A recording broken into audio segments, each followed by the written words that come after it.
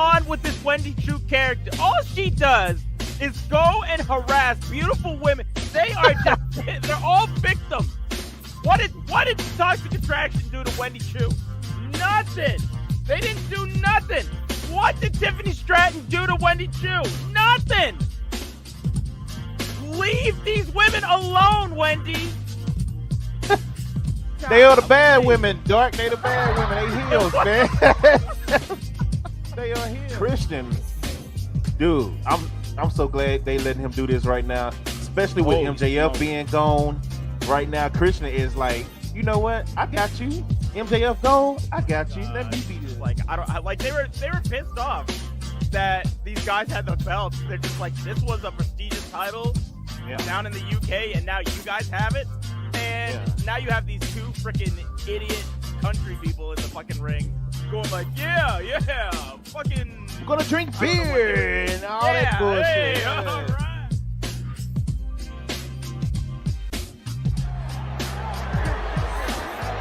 Or, Jesus Christ, they're gonna lose. She's gonna lose her fucking cash-in, dude.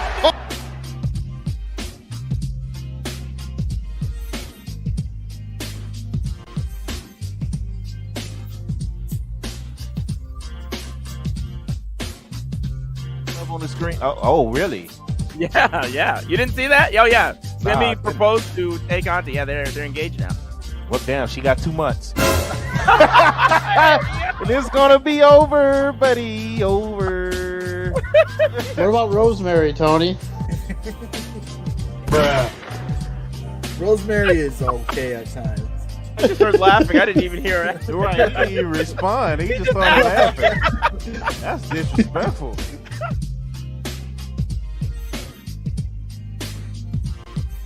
Into the pay-per-view, just 1 hour. Oh! 2 matches, 3 matches? 3 matches. 3 matches. Yep, 3 matches. And we know the Jericho match is going to be at least 45 minutes. How do you feel about this match? I'm just glad it's over and done. Okay, Ernest. I feel like they could do some things with it. Kind of like back in the day with, when they had DOA versus Los Moretas, I think that was their name, versus the Nation, those 3 groups. We joked about this before. It's like they were so racist back in the day because they had a redneck group, bald-headed bikers versus an all Puerto Rican group versus an all black group. And they was throwing racial slurs just left and right. And it was like, we was watching this as kids like, yeah. What? Let's go.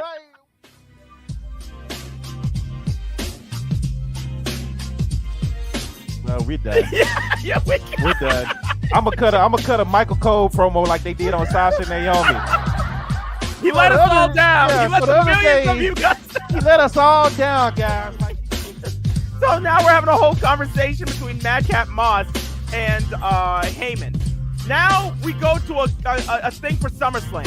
Then we get the thing of Roman Reigns and Lesnar on the big screen so that Theory can fucking react to that on there. And he's just tapping his Money in the Bank. He's like, oh yeah, I'm Money in the Bank. Then Madcap comes out and the match actually starts. That's fucking 20 minutes of my time. What are you doing? Why? What the hell was all that? Imagine being in the arena. What was all of that? Oh, Jesus. I was done. I was off. I didn't care. I did not care about whatever happened. That was it. I was done. I was done. 20 minutes just for Madcap to get to the ring for the bell to start? Are you kidding me? Yeah. And what if Theory was waiting in there doing nothing for 20 minutes? Are you serious? Get out of here, Your bro. comment don't make sense. If they want Theory to go over more, all you gotta do is have this man win at SummerSlam, beat Bobby Lashley, and cash in. Bro, You can't get more over than that. That's what makes even less sense. It's like, why are you starting a program with Dolph Ziggler? He already has a program with Bobby Lashley. He's got a title match. Yeah, and he's putting himself in the program with Roman and Brock as well. Why does he need this? Like, this is what I'm saying. Where does Dolph come in at? Where? I had to see this. So, We're doing a lot of this right now. We're just doing a lot of this. Bruh, I don't know what's going on. And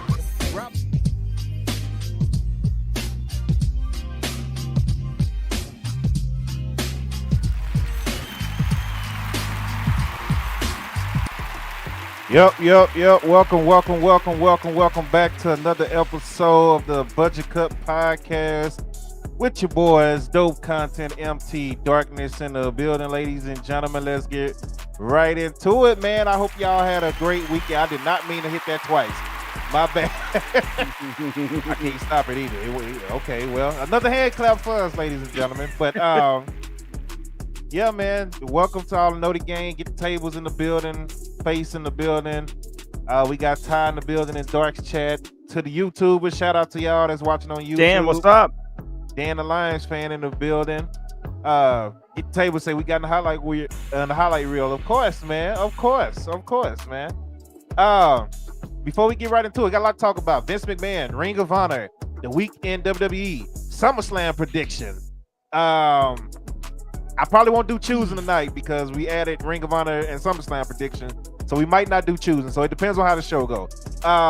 And of course, you guys can feel free to join on and, and chop it up with us, talk with us. All you got to do is click the link.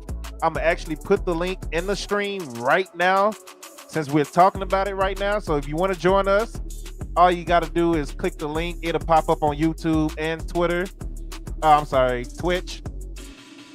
So there it is. If you want to join us, the link is there. Before we get started, I know Dark went to the pay-per-view last night, but before that, how was your weekend? How was your week? My week was nice. It was pretty slow, but it was okay. Had no complaints. It was just pretty chill. I'm ready for the heat to go away. That was my only complaint. I'm ready for that to be done. I have no right to complain though, because I know where you're at right now, and I know I'm about to say I ain't trying to hear nothing about no heat right now, buddy. So how are you doing, Dope? How you doing? I am doing good. Besides the 100-degree weather at 8 o'clock at night in Texas. Other than that, I am doing good. Trying to get things together over here. I got stuff mixed out of order right now, so trying to get everything together. But good week. Yeah, just been chilling for the most part, man, and out here in the heat, trying to avoid it as much as possible. But there's only so much you can do, man. Yep, for real. Spaceway said he hit 1K on IG. Well, congratulations to you. D-Well, what's good? We're not gonna waste your time, man. Let's get right into it. Ring of Honor. If I could get it up on the screen. Let's go ahead and start off with Ring of Honor, man. If I could get it on the screen. Hold on. Melon is tripping. It was trying to green screen us real quick. No, we do not want green screen.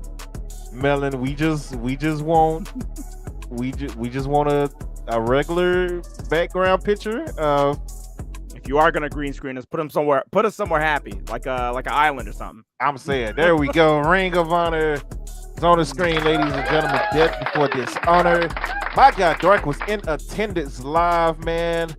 I'll let you do it. You was there. I'll let you do the rundown, and however you want to take it, we can take it. Also, before you start, I just want to point out now, go to my guy's YouTube page right now, ladies and gentlemen, as he has a great highlight video up from his experience there that you can check out. Also, he has the MTDW that is killing right now. Y'all need to go check this man out. Go subscribe. Get to it ASAP. Let's go, Doc. It's all yours, my guy. All right. I will also play the video after the podcast on my channel. So if you guys want to check out my experience, you can check that video out, and I'll play the whole thing. Yeah, the show started off with Colt Cabana versus Anthony Henry. That was a pretty nice seeing Colt Cabana back in the fold of things. We haven't really seen him with the Dark Order or anything in AEW or nothing. And they made that kind of quite known when they all came out in the past couple of weeks. We don't know why Colt Cabana is not in AEW anymore, but worked the ROH show last night, so it was pretty fun seeing him. He was really, really over with the crowd and Lowell. Not too many people liked Anthony Henry. A fun fact, JD Drake was with Anthony Henry. JD Drake also was supposed to be on a Limitless show last night, but was pulled at the last minute. And he was supposed to participate in a Vacation Land Cup qualifying match. That's Limitless is one of Limitless's biggest shows of the year. So I don't know what that means for JD Drake. He probably isn't going to be on that card. It's going to be an interesting decision that they're going to have to make. But yeah, JD Drake was pulled. Tony Khan just wanted him there. So Colt Cabana went over at about in a 10-minute match. And it was pretty solid. A nice little opener. Then we had the Trust Busters, Arya Daivari and Slim J going against the Shinobi Shadow Squad, Cheeseburger and Eli Isom. The crowd was kind of indifferent to this match. This was the match where, you know, Colt Cabana came out and everybody was just kind of going crazy. Just like, oh, this is cool, the show's starting. These guys came out and they just kind of let their voices rest a little bit. Slim J was impressive, though. I haven't really seen much of this guy, and this guy was really, really interesting. So I really liked him. And the crowd really did like Cheeseburger, which I thought was unfortunate because his partner, Eli, was fantastic to watch. Up next, we had the Embassy. Brian Cage and the Gates of Agony, Jasper Kwan and Toa Leona coming out with Prince Nana. So apparently Tully Blanchard is out of the picture now, and Prince Nana has acquired all three of these men. He also said in an interview before the match that he was going to be coming out with Jonathan Gresham, and more on that in a little bit. But they were going up against Alex Zane, Blake Christian, and Tony Deppen. This match was the best pre-show match of all of the matches that we watched. These guys were great. I haven't seen Zane, Blake Christian, or Tony Deppen live before, so this was fucking awesome to see these guys actually perform live. And all three of them were over as hell. And the Embassy is fantastic as a faction already. They need to do something with these guys quick. Well, if you're watching just this one match alone, then you're just like, this is one of the sole reasons why ROH really needs a weekly televised show, because of groups like this and men like this who would benefit greatly if Ring of Honor was just on TV on a weekly basis. So I missed that match. So Tully did get kicked out of the group. Yeah, Tully is out of the group, and the only explanation that we got was that Prince Nane acquired it from Tully. That was all they said. Wow. Okay. That's all they said. So I don't know. This similar thing happened with the what is it called? The Authors of Pain. He just kind of stopped being with them after like the first 2 weeks.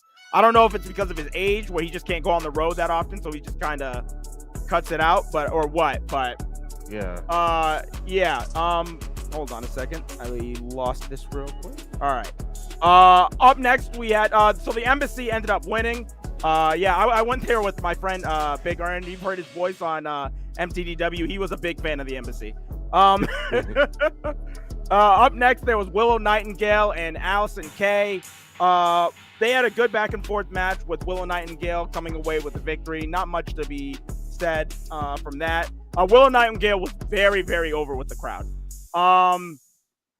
The show opened with Claudio Castagnoli and Jonathan Gresham. So Claudio came out, and then, like I said before, Prince Nane said earlier that he was going to be escorting Jonathan Gresham to the ring.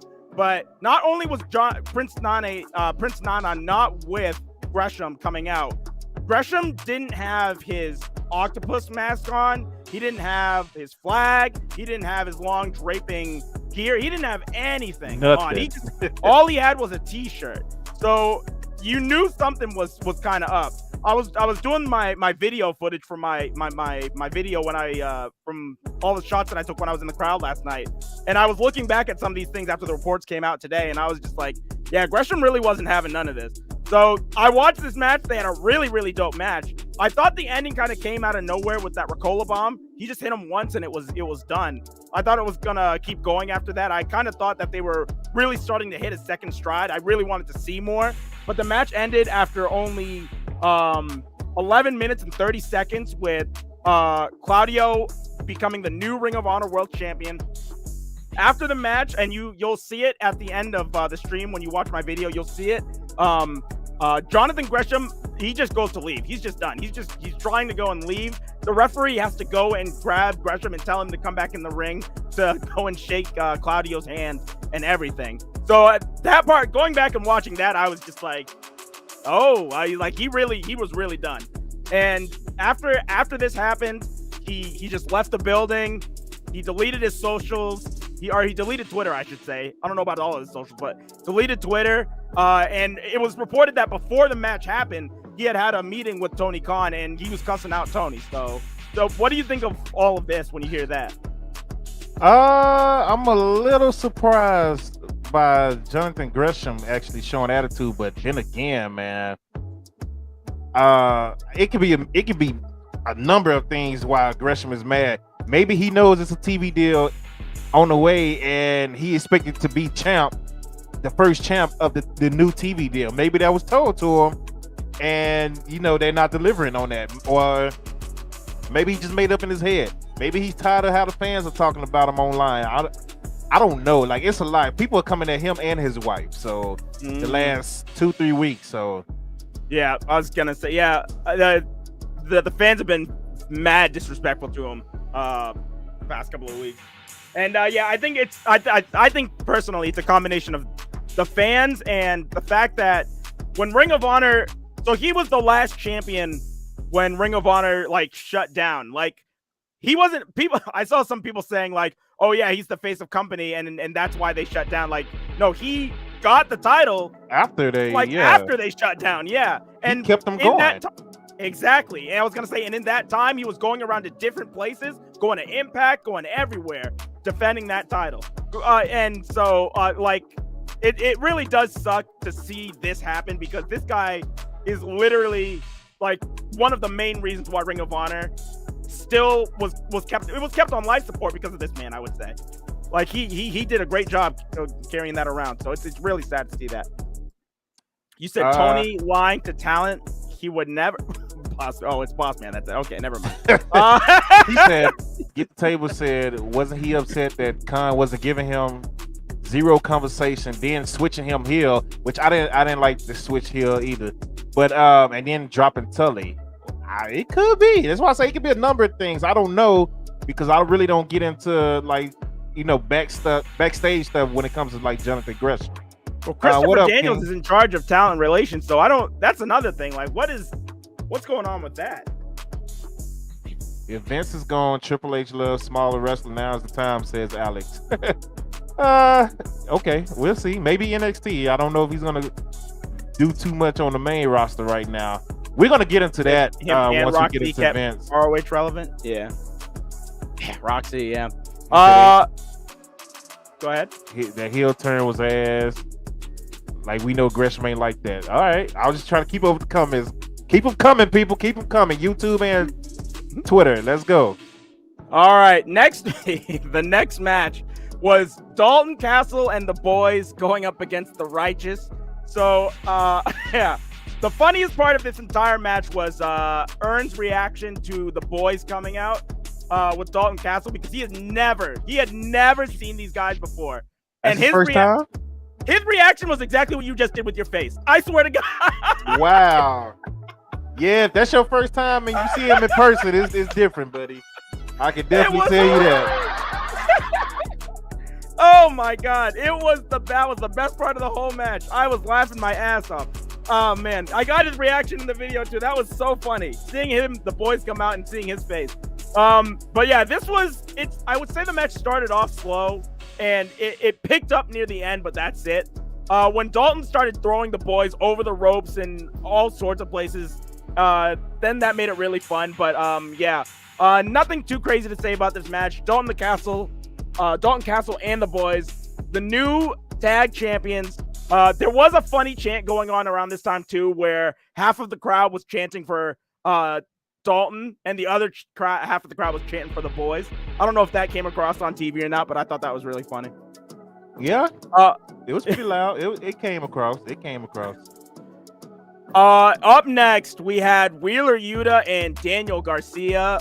Jesus freaking Christ. This was a fucking barn burner. I thought that this had potential to be a match of the night. It wasn't match of the night, which says a lot because this match was still freaking fantastic. These two just beat the hell out of each other, put each other in so many different submissions. It was crazy. By the time that this match was over, and we still had so much left on the card. I was just like, I don't know what to do with myself. Wheeler Yuta ended up winning via a pinfall that he hit with on Dynamite on what's his name? Oh God, what was his name? Chucky T. He hit that same pinfall maneuver on Chucky T on Fyter Fest on Wednesday, and he got the pin on Garcia the same way. I don't know what kind of pinfall this was, but it was ridiculous. And he had them all crossed up. After at the media scrum, Wheeler Yuta was in his promo, and Garcia crashed it, talking about how he was still ready to go, how he didn't even hurt him, and he said he wasn't going to pin him, he was going to make him tap, and he never did that. So I thought that was kind of interesting to do at the media scrum. But what did you think of the match, Dope? I didn't see all of it. I was in and out the house a lot last night, so even though I had it up, that's why to the YouTube members, I wasn't able to stream it in Discord. I was in and out the whole time. But if you are a YouTube member, you can watch it right now, full show on YouTube, in the community section. But I was half in and out, so the parts I did see was crazy. Them guys were going back and forth, very physical. The fact that they are continue the rivalry afterwards, like I like that. Keep it going, and hopefully, I'm gonna keep saying this, but hopefully this means a TV deal is coming pretty soon for Ring of Honor. So I hope so, man. I hope so. Ty said the boys are something else. Bossman said he was glad that Dalton got to stand ROH. Ty says what Tony did for indie wrestlers during the pandemic and what he did for Brody Lee's Memorial is why I have faith in him, in response to Bossman.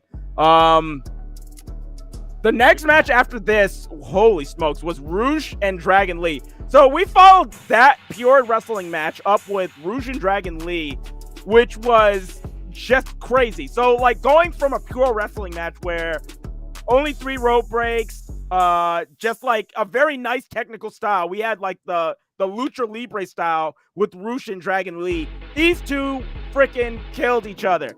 It was insane. There was a part in the match, and I didn't know what happened until Dope just showed me a couple of minutes ago. There was a part in the match, and I caught it on camera, where Dragon Lee bounces off the ropes, and then he just does a suicide dive. And from my camera standpoint, from my seat, it looks like he did a suicide dive into nowhere, and I just hear a loud banging sound, and I'm just like, oh, Jesus. Yeah. Like, I was just like, oh, my God.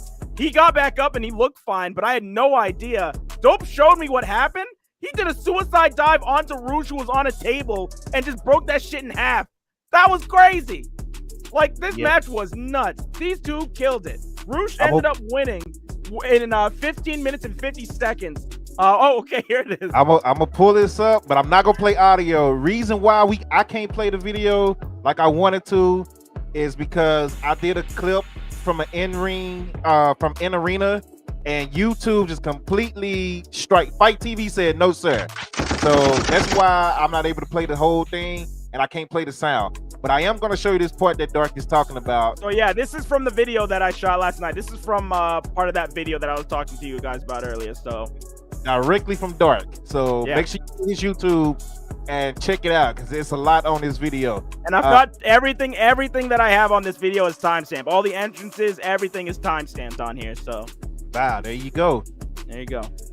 See, this man putting in work, man. Y'all better go to that man new YouTube, and go. Come on now.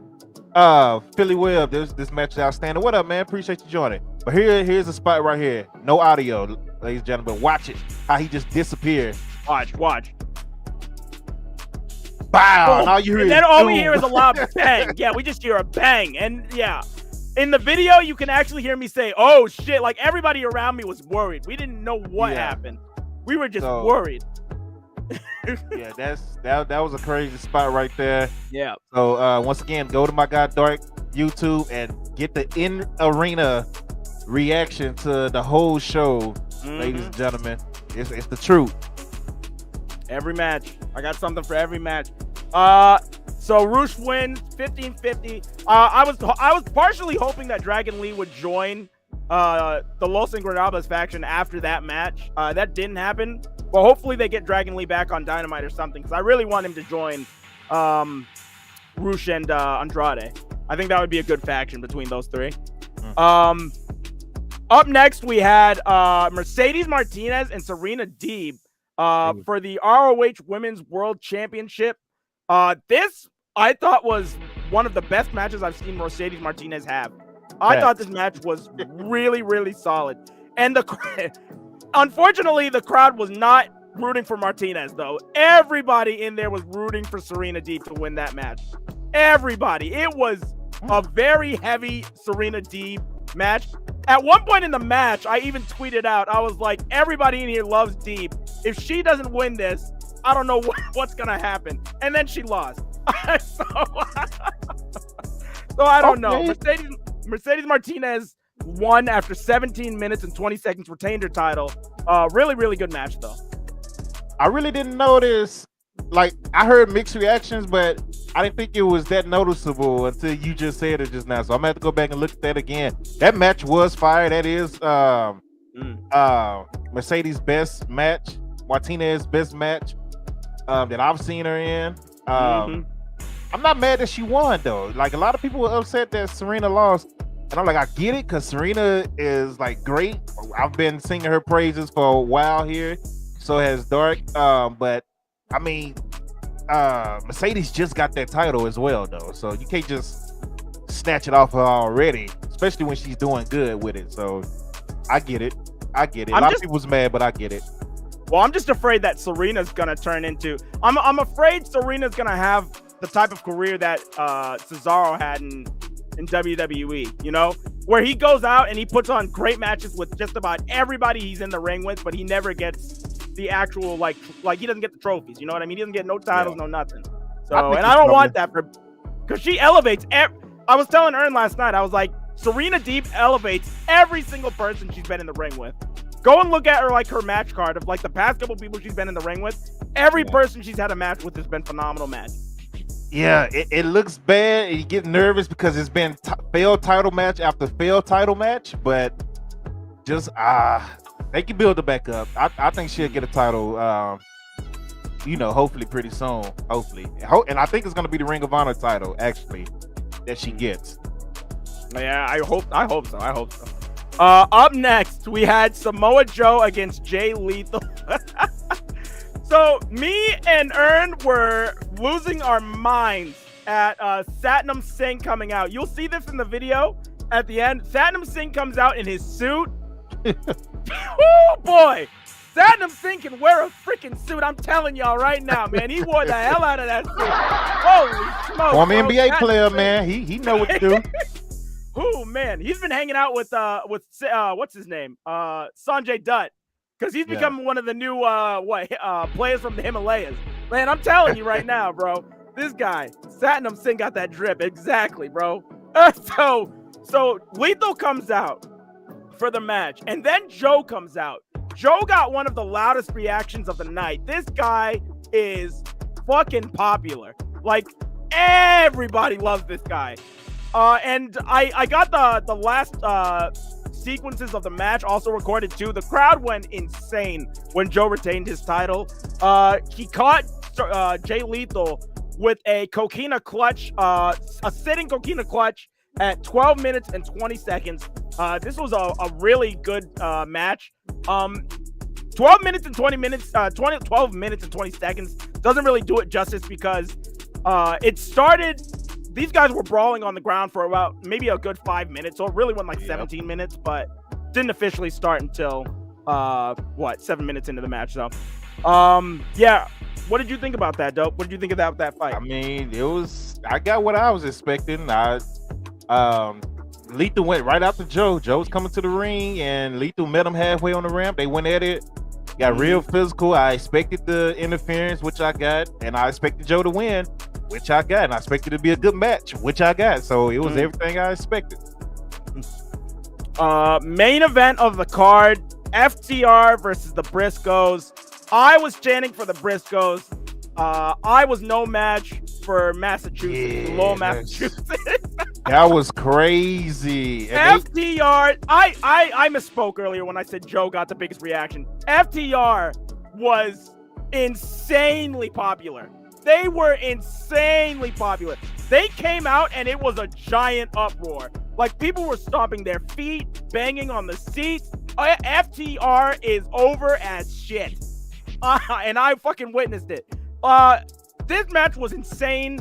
It was a fucking epic. I don't know. This is probably, oh man, it's really hard because the other match that I saw live that was really good was Omega and Danielson. So comparing those two together, I don't know. This was really fucking good. But FTR won after taking Jay Briscoe from the second rope and hitting him with a pile driver and then flipping over and just using his foot to get the pin. He was so exhausted that that's all he could do to get the pin. I was sitting next to Ern. And in the video, you'll just hear him say, "Oh no, oh no." Bruh. He hits the pile driver and then he just gives me a look like he just killed him. Oh my God. That ending was crazy. That match was nuts. I don't think I've ever seen anything like that before in my life. That match was just an epic. When Mark Briscoe was smacking the shit out of Dax Harwood's chest, oh my God. It was so loud. You could hear it. From where I was sitting, you could hear it. I was holding my chest. Everybody was like, goodness gracious. And it was so red. This match was just, it doesn't really do it justice to say, to even talk about it right now. I feel like I'm not doing a good job. Like, this match was just so good. It was amazing. It was amazing. Did you like it better than their first match in Dallas? Speaking, because I was at this match, yes, I think I have to say I did. Because I was there live to witness this. This was crazy. Yeah. I think I'm biased the other way around because I was at the one in Dallas. Yeah. Man, that crowd in Dallas, man, that was the first time. And before the match started, they was just going crazy. Last night, it seemed like it took a little while at the beginning for the crowd to get into it. I don't know if that's how it was in the arena, but on TV, it seemed like it took a little while. And I was shocked by the Briscoes. But then again, I had to remember, it's a lot of AEW fans in the house too that probably really didn't know the Briscoes like that from Ring of Honor. They know of them, but don't know them like that. And they was there to see, hey, this is another AEW product. It's in my hometown. Let me go. That's kind of how I looked at that crowd last night. So I didn't look at it as like a true Ring of Honor crowd. Oh, they don't have the metal signs either. Man, I'm really missing those metal signs. I feel like that would have added a lot. You remember those metal things that they used to hang up on the banisters? Yeah. From the front row, people would just lean over and just bang on those things. Yeah, I miss those. Yeah. But yeah, altogether after that, I don't know if they showed this on the pay-per-view or not. But after the match, FTR called the Briscoes back into the ring and thanked them for their match, and then they talked about how they fought like 8-year-old girls and yeah, they showed it. Yeah, just sent the crowd home happy. So yeah. Yeah, then Claudio and Yuta came out to the stage. Yeah, Claudio and Yuta. So I don't know if that means that FTR is potentially going to join them or what, but Get the Table's got a question for you, Dart. Okay, go ahead.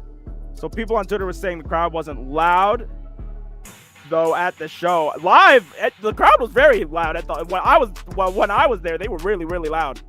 So, like, they were really loud when FTR, like, you can see it in my video. The crowd was, like, really hyped up during Joe coming out, and during Joe's win. During FTR's entrance, they got hyped as hell. During the opening matches, it was a very lively crowd throughout. Like, so I don't know if it's because it seemed that way on TV or something, but yeah, like live in the venue, it was very loud. So in the arena, did it feel like a ROH show or did it feel like something else? I've never been to an ROH show before, so I can't really speak on what an ROH show felt like. But I mean, it felt like a nice show. So okay. Out of my experiences, I rated this show pretty high. Like I was telling Ern, like in terms of match quality, this is probably the best show throughout, like that I've been to. From a production standpoint, I would still say that the Arthur Ashe show is still probably the best show that I've seen live, because that was just that was crazy. But this Ring of Honor show was really, really dope. All right, because on TV, and I went back and watched the Dallas. What was it called? Supercard of Honor. Supercard of Honor, and that one felt more like Ring of Honor, even on TV. Last night watching on TV, that's why I asked this question. Because last night on TV, it felt like I was watching AEW pay-per-view. The way they had the cameras and like the way it was set up, the production stuff and everything. Yeah, it looked like AEW pay-per-view, and I was like, oh, I'm good with it, but I had mixed feelings. So I was like, man, it's dope to see, an updated presentation, and the crowd was there, lock and loaded. But I was like, at the same time, it kind of took away that vibe too that I love about Ring of Honor. So I was up and down with that all night last night. So maybe I still have to watch that on Fight. I still have to get that and see that. But I'll probably have to subscribe to Dope's channel. Get that package, or make sure to do that, because that's probably what I'm going to have to do in order to check that out. So get that membership, so I can actually see that. Because I still today I was just making that video, so I really want to go. I'll have to go out and check out the actual show, see how that is. So Supercard of Honor sounded way louder last night because of the smaller venue. Yeah, I'm gonna have to go back and watch Supercard of Honor on TV. Almost 2 years, Max. Thank you for subscribing, bro. Shout out to Max. Appreciate you. Other than the main event, what was your favorite match? Question for us both. Mine was actually the women's match, because they shocked me a little bit. It was better than what I thought it was going to be, even though I knew Serena was good and I know Martinez is good. But that match was pretty dope to me, so I think I'm gonna take that one as my favorite match outside of the main event. I think my second favorite match would probably be Yuta and Garcia, and then behind that would be Rouge and Dragon Lee. Yeah, see, I didn't watch all of the Rouge and Dragon Lee. I feel like that would be my favorite match if I saw the whole thing. So if I wasn't in and out the house while that was going on. That Rouge and Dragon Lee match, honestly, for me, you could exchange for the second best match of the night. It could be either Wheeler Yuta versus Daniel Garcia or Rouge or Dragon Lee, because Dragon Lee and Rouge just killed it. They were insane yesterday. That match was just wild. There was a spot where Rouge just nails Dragon Lee in the face with an elbow, and then Dragon Lee hits him with a German suplex, and then it's returned by Rouge. It was just it was like I was watching something out of New Japan. It was nuts. It was crazy. I loved it. I'm definitely going back to watch that when I'm done with the podcast. All my members, YouTube members, y'all know what it is. The full show from last night is for the community only. The members only, I should say. If you want to watch the replay for free, it's on YouTube right now. Shout out to King, shout out to Lizard, the first two to join the membership. Second cousin tier, as I call it, second cousin tier. So yeah, man, there it is. Let's get right into it, man. That's Ring of Honor. Dark, man, I appreciate the rundown. He was there, so I had to let my man do that, because you can't beat a better rundown than getting it from somebody that was actually in the arena last night, man. So I'm glad you enjoyed your time. That atmosphere was the atmosphere there was fucking crazy. It was great. If they have another one close by, I'm definitely gonna go to another Ring of Honor show. I would tell anybody that has the option to go to a Ring of Honor show that's nearby their place. I would tell them to go. Especially now, they building them right back up, man. Yeah, definitely do that. Man, that Jonathan Gresham thing is crazy. Speaking of something crazy, Vince McMahon is finally out of WWE. This man is out of there. This is before we get into Monday Night Raw. Vince McMahon is out. He went there on Friday. I'm kind of skipping ahead a little bit in the week, but Friday there was a tweet before SmackDown saying that Vince McMahon is officially out of WWE. He tweeted himself that he's retiring at 77. Internet went crazy, as you expect. What are your thoughts? My thoughts are that he didn't retire, but he was forced to leave amidst sexual allegations, and I think we should call it what it is. Actually, I think, yeah, that's what I put on my title. Vince leaves WWE amidst sexual misconduct allegations. Because that's what this is. Nobody get it twisted. Nobody get this twisted. He did not retire. That's not what this is. This isn't retirement. If Vince could stay, he wouldn't have came out 2 weeks ago. He wouldn't have came out on SmackDown. He wouldn't have came out on Raw. He wouldn't have went to the back after saying his speech and saying what did he even say? He's just like, beat that or some shit like that? I don't know. Like, he wouldn't be. No, he didn't say nothing. It was just, we're in it together forever, or whatever the dumb slogan says at the beginning of the. No, but he went backstage and then he's just like, he told them like to suck on that or something. Like, he was talking about like the people that are trying to take him down. After he gave a speech, he came backstage and then went back to Gorilla and said that out loud. People started clapping for him in the back. Like, that's what I'm saying. Like, wow, don't try and come on here with retirement for that. Don't say that. You guys, everybody, I know all of y'all are smart. The people on the internet trying to say it's retirement, y'all know what this is. And WWE can say whatever they want to in their statements, and I understand that. That's fine. They're the company that are going to try and push this agenda, but don't let them fool you, okay? We are here to keep you guys enlightened. He quit. He was forced to leave. Not quit. He was forced to leave. He's got board members above him that are looking into this. Multiple law firms that are looking into this. He was forced to leave amidst sexual misconduct allegations. Never get that twisted. Well, damn, Darks out here coming for Vince blood. What do you think this means for the WWE? Well, good or bad? This week it doesn't really mean much of anything. From what I saw. It don't matter. It ain't gonna matter until at least after SummerSlam. So we get that out the way now. Anybody expecting the immediate change in the production and the storyline? That ain't happening until after SummerSlam, and they should do it literally next Monday, right after SummerSlam. Have Triple H come out, Stephanie, because Triple H is the guy that can, hype up anything. Triple H, the way he talk on the mic and build it up, he can make you run through a wall for him if he wanted to, and just be like, hey, it's time for a change around here. I'm in charge now. We're in charge now. It's about to be a different WWE from what you've known it to be the last couple of years.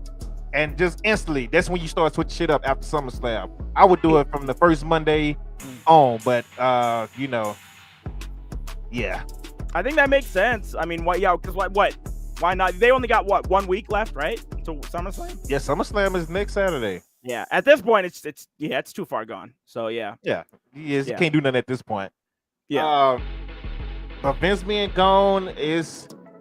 A lot of people celebrated. A lot of people were in their feelings about it because other people were celebrating.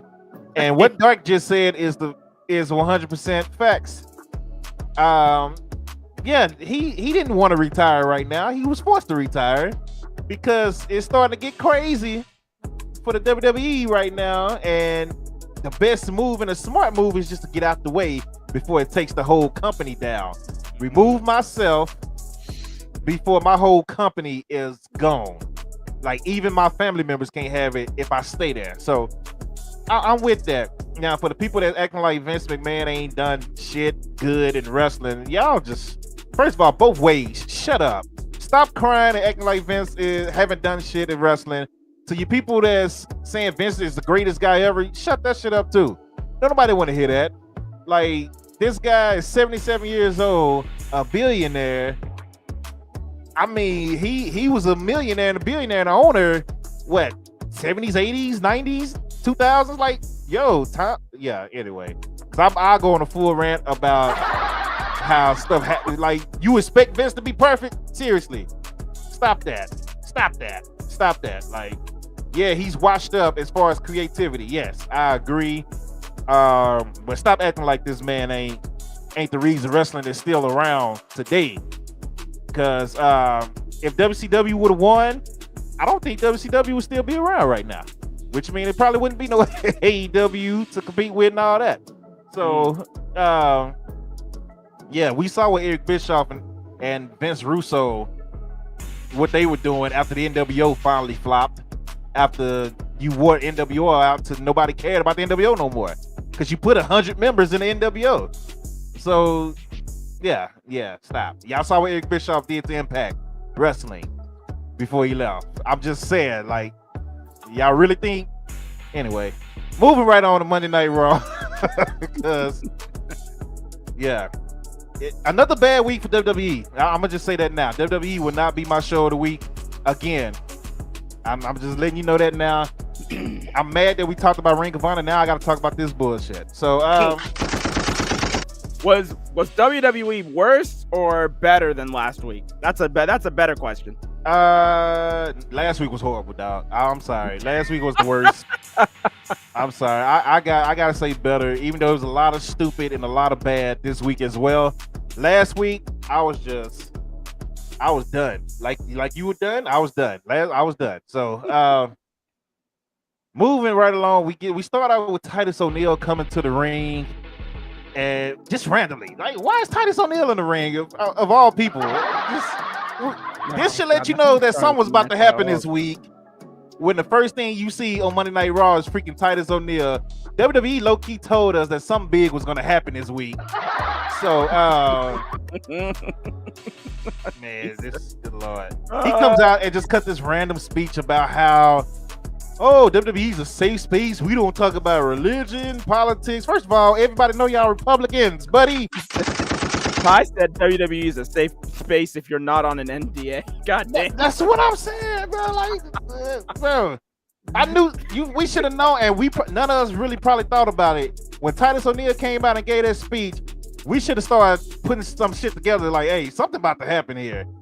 So, which it did. But Friday. how are we supposed to know though when this has been happening for the past couple of weeks? Weird stuff has been happening on WWE. Yeah. Like Vince coming out after this happening. Yeah, but Titus O'Neil, bro. Come on, bro. Like, when the last time you seen Titus O'Neil in the ring, dog? Like, long time. It's been a long since the Royal Rumble, since that Royal Rumble spot. Yeah, probably. So like, they low key gave us a warning that something bad was gonna happen, or something big, I should say, was gonna happen. Which it did. But Titus O'Neil just random promo. I get to go around the world. And you know, I'm a Hall of Famer, and I get to, you know, be the ambassador of the WWE. And then these fools start chanting USA. What are you chanting USA for? Why? What did he say to make you chant USA? You know what's funny? It's just stupid. You know what's funny is that he was talking about the Marines and everything, and how WWE loves the Marines and stuff. But then they've got Lacey Evans on SmackDown in this. It seems like she's in a program that they're telling you hate them. You hate Marines. Because she's like, she's like, oh, I'm a Marine. You need to respect me. It's like, why would I respect somebody that's just acting like an asshole, telling me that I need to respect them just because I served my country? And now you're on Raw saying, yeah, we love your Marines. We love our Marines here at WWE. It's like, it made no sense. It made no sense, but I missed. You said Americans can't wait to chant USA for absolutely no damn reason. Yes. So the crowd chanted USA, and Titus was just like, welcome to Monday Night Raw, and gave a speech about why he's glad to be an ambassador and working for WWE. Random as hell. Mm-hmm. That's what it was. Moving on. Once again, Bianca Belair versus Carmella for the Raw Women's Championship. This time Bianca beats her clean. Now this is where it got confused, and I'm already mad that Becky's getting another rematch, because the story should have been done at WrestleMania with Bianca getting her win over Becky. That was the storyline. So I don't know why they bringing it back and talking about, yeah, we got to finish it a year. No, you don't. Like, she already got her revenge. Like, but anyway, Bianca beats Becky. Carmella to retain the women's title. Becky gets in the ring. Becky is very disrespectful. She takes the women's title and throws it at Bianca's feet right in front of her, and then turns her back and walks out. And Bianca did absolutely nothing. Any thoughts on that? Yeah, this is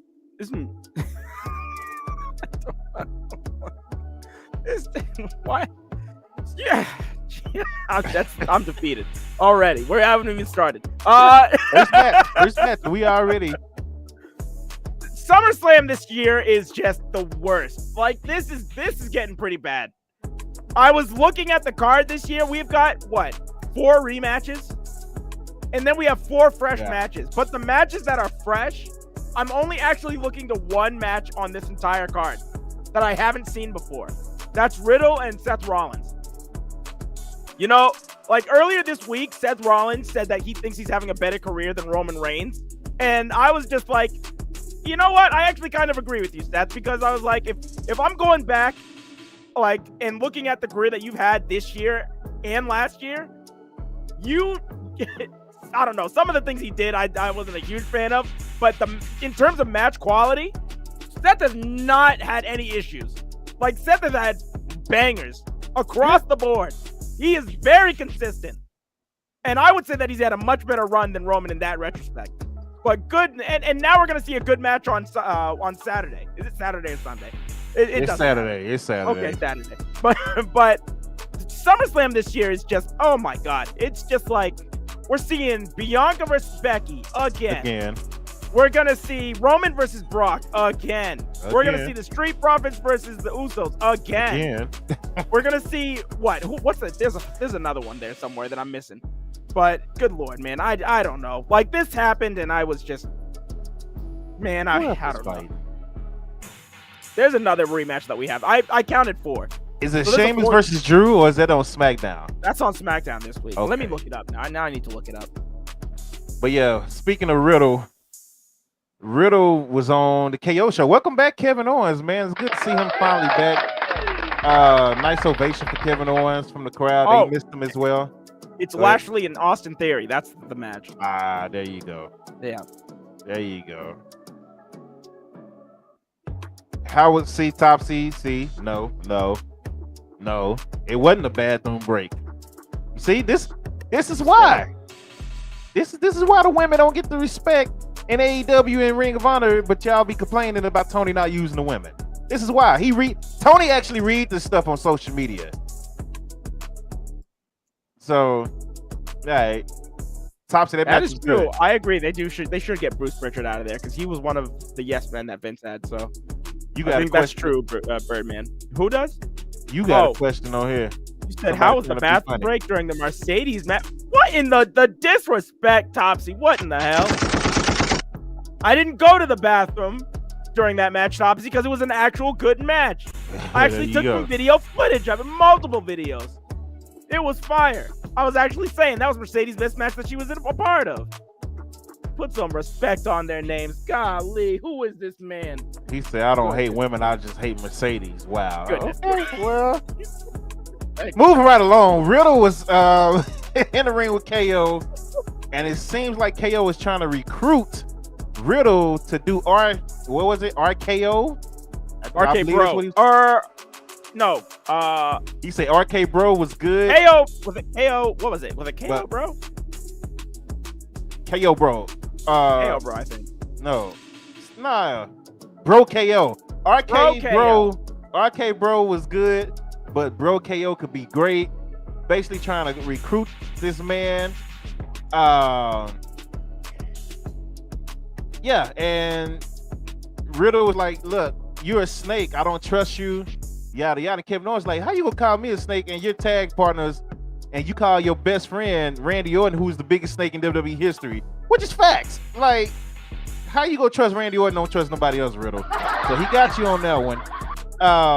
And then Seth Rollins attacked Riddle, hitting him with the curb stomp. Riddle believes that KO set that up. KO is like, nah, that wasn't me. And Riddle was like, that's your former best friend. Riddle gets taken out, which probably means Seth is losing yet again at another pay-per-view match. Have he lost every pay-per-view match this year? Yes. Yeah. Wait. So. Yeah. Wow. Well, he technically won the Royal Rumble match because it was disqualification, but he got beat up. Yes. So. Damn. That's sad. Holy smokes. That's what I'm saying, though. Look, and all those matches that he had were great. He was in that 5-way at day 1. He was in, that was a sad match. He's in that match with Roman. Like, the match with Cody. The match is with Cody. Oh, man. Damian Priest defeated Rey Mysterio again. And then they jumped Rey Mysterio. Looked like they was about to hit him with the concerto, and they tried to force Dom into the group. And Dom, of course, being the sob he is, yeah, I join.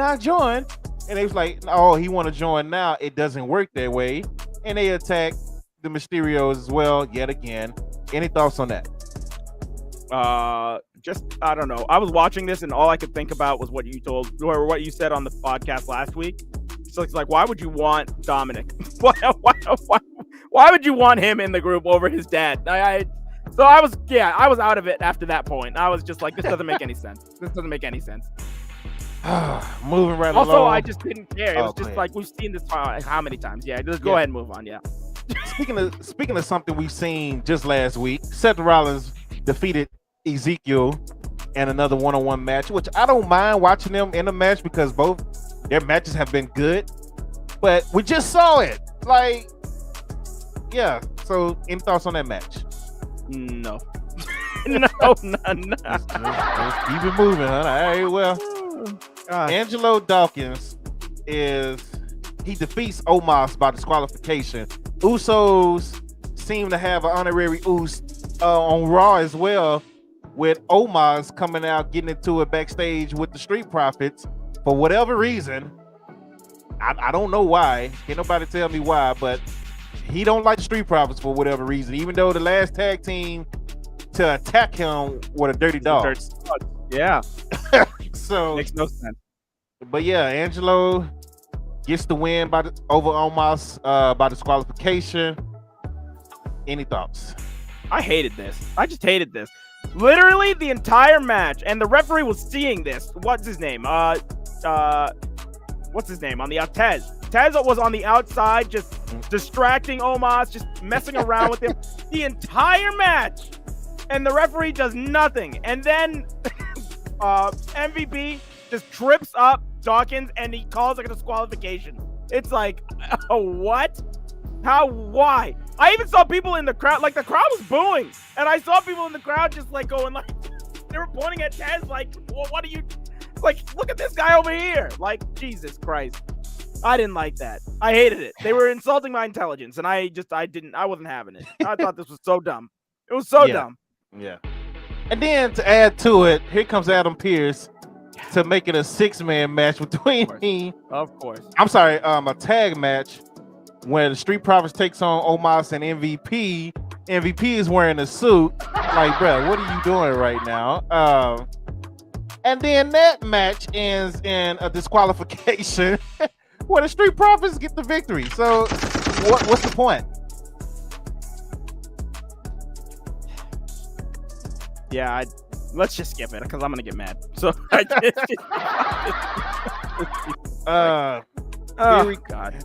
Theory comes out to cut his little same old promo about being a Money in the Bank winner. AJ Styles interrupts him, and he hits him with a good right hand, and that leads to the match where AJ Styles defeated Theory by countout. Any thoughts on that?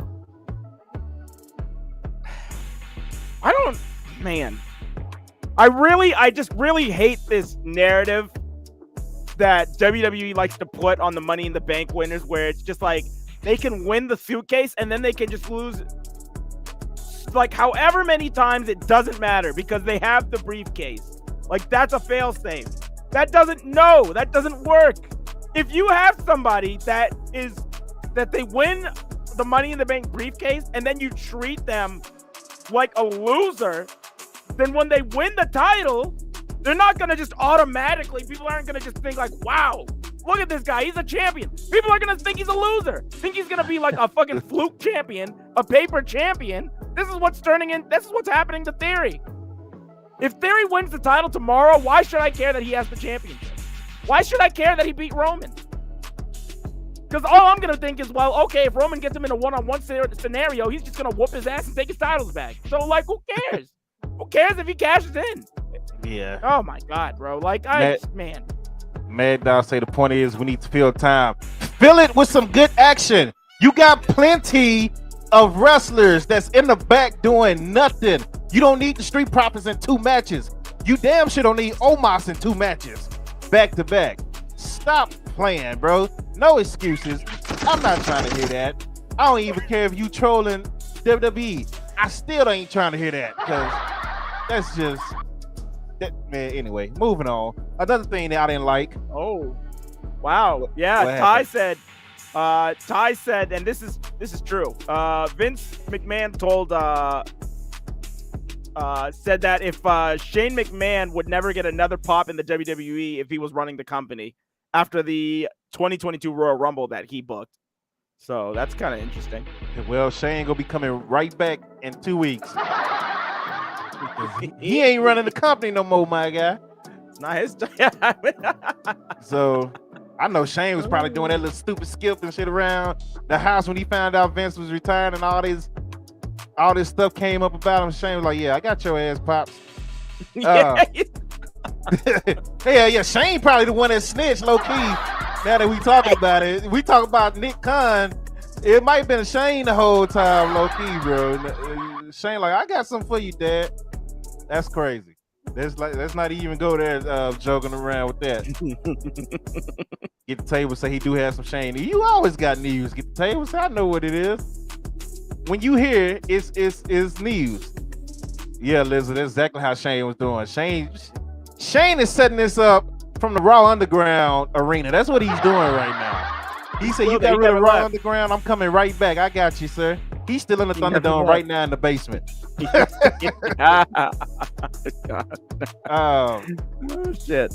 In another match I did not like or care for, Alexa Bliss, Asuka, and Dana Brooke defeated Doudrop, Nikki ASH, and Tamina.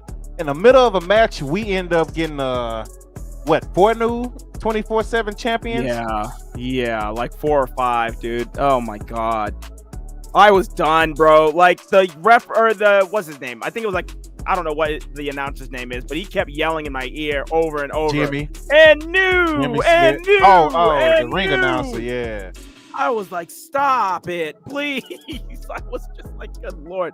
The best part about that whole thing was that Asuka was just waiting for this all to be over. And then as soon as it was done, she came in and nailed Nikki ASH in the face and just took her out. I was like, thank God. Thank you, Asuka. Thank you. Oh, man. Much love to you. Yeah, we just talked about that. Get the tables literally right before you put that. But guess what, man? Vince is gone. You do this to your own son, bro. Like, anyway, it's a great thing Vince McMahon is gone. Look, I appreciate what he done for wrestling, man, but please get good. At this point of his life, the way he's acting and thinking and his mindset, it's time for him to go. So this is the best thing that can happen to WWE right now, in my opinion, man. So, he said Raw Underground. I got flashbacks like a Vietnam soldier. Hold on, hey yo. I'm telling you. Oh, all this just to put it back on Dana.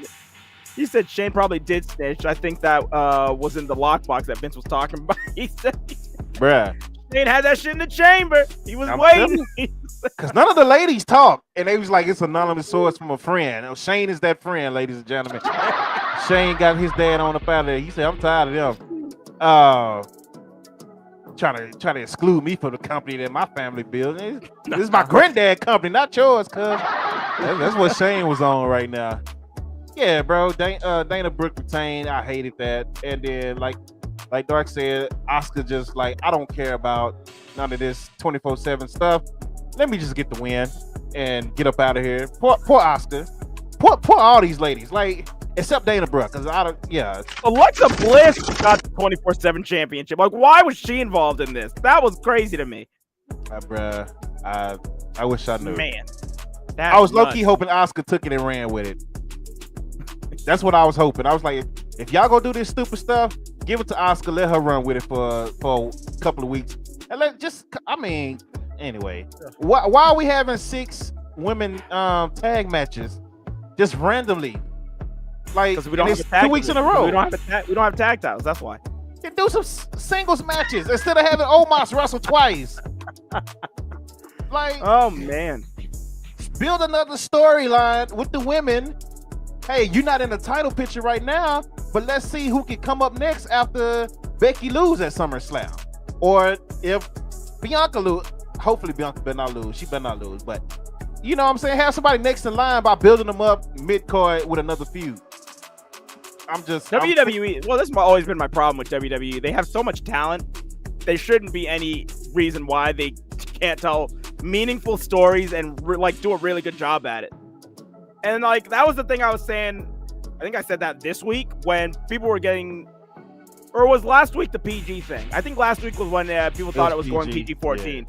Yeah, it's just like it doesn't matter. Like WWE is capable of doing that themselves without it. Like they did it in SmackDown in 2017 when they told really good storylines with the PG rating.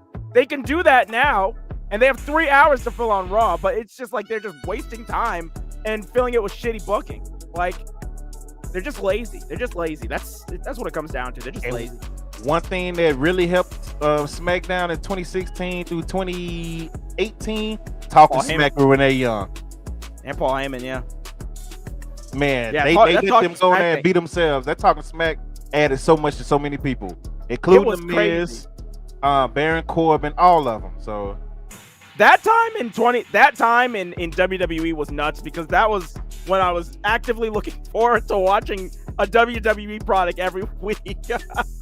Damn, that's crazy. It was crazy. Every week I was like, okay, SmackDown. Monday, Raw was terrible. Raw was god-awful. But I was like, SmackDown, let's go Fridays. SmackDown was a truth.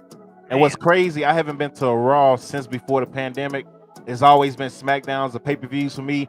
I'm not going to no more SmackDowns. Mm-hmm. When Raw come down here, I might go. I might, depending on where they are by Halloween, because that's when they coming.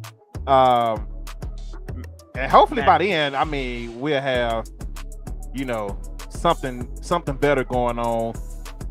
But yeah, in the main event, the Miz accept Logan Paul's challenge on Miz TV after Logan Paul basically talked noise and called him out. Logan actually did a good job in this segment. I thought he was going to be completely trash. I'm not a Logan Paul fan. I expected the worst. He actually did a decent job in his delivery and all of that. And then of course the thing that got Miz to accept the challenge was Logan Paul calling him tiny balls, Miz. And then Ciampa comes out randomly again to attack Logan Paul. They're fighting. Logan Paul is being held up by Ciampa. He elbows Ciampa, hits Miz, rolls out the ring, escapes up the ramp, talking noise. Raw goes off the air. Any thoughts? Max says that he thinks that only the pay-per-views will be on TV 14. They are making SmackDown TV 14, so maybe that might be the case. Well, USA is the one demanding it, so it gotta be Raw too.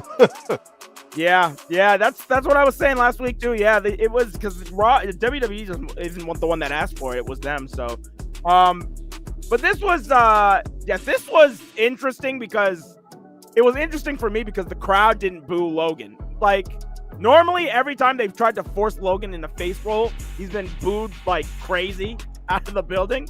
But they didn't boo him this time. So I thought that was interesting. They didn't boo him as bad as normally, I should say. Yeah, it was a mixed reaction. There was still a lot of boos, and then he somehow got them to chant with him though by the end of that promo. That's why I say he did a good job, because I still don't like his ass, but he clearly showed up as a face.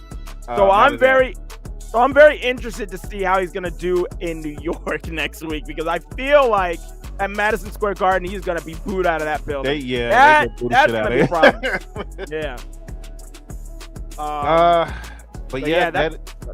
Go ahead. No, I was gonna say that's it. That's all I've got. Andre, you're always well, that is another Monday Night Raw in the books, man. Let's get right into NXT. We started off with JD, aka Jordan Devlin. We talked about this last week. He defeated Cameron Grimes. Cameron Grimes lose yet another big match. I gave my thoughts on this last week. What's your thoughts on this match? The match was good. The crowd really liked it, but I think it's,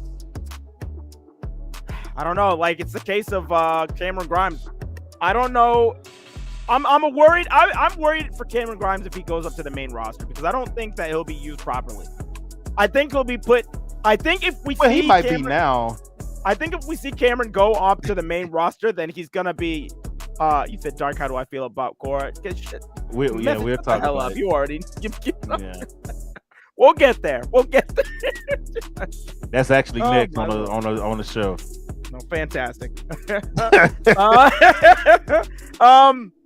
What was I saying though? But yeah, like I feel like if he goes up to the main roster, we'll see him with like some type of ridiculous outfit, maybe in like I don't know, like with a different name change or something like that. I don't know. Like they'll probably have him leaning super heavy into either the rich character that he's been using like in the past, or like super far into a backwoods like hillbilly hick character.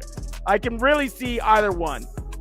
But there's also the middle where now Vince isn't in control. So yeah, after SummerSlam, maybe he can come there and there's some hope. So look, honestly, if Triple H is really taking over and he's bringing in his team, I know John Laurinaitis is out of there finally. Thank God, getting him out of there as well.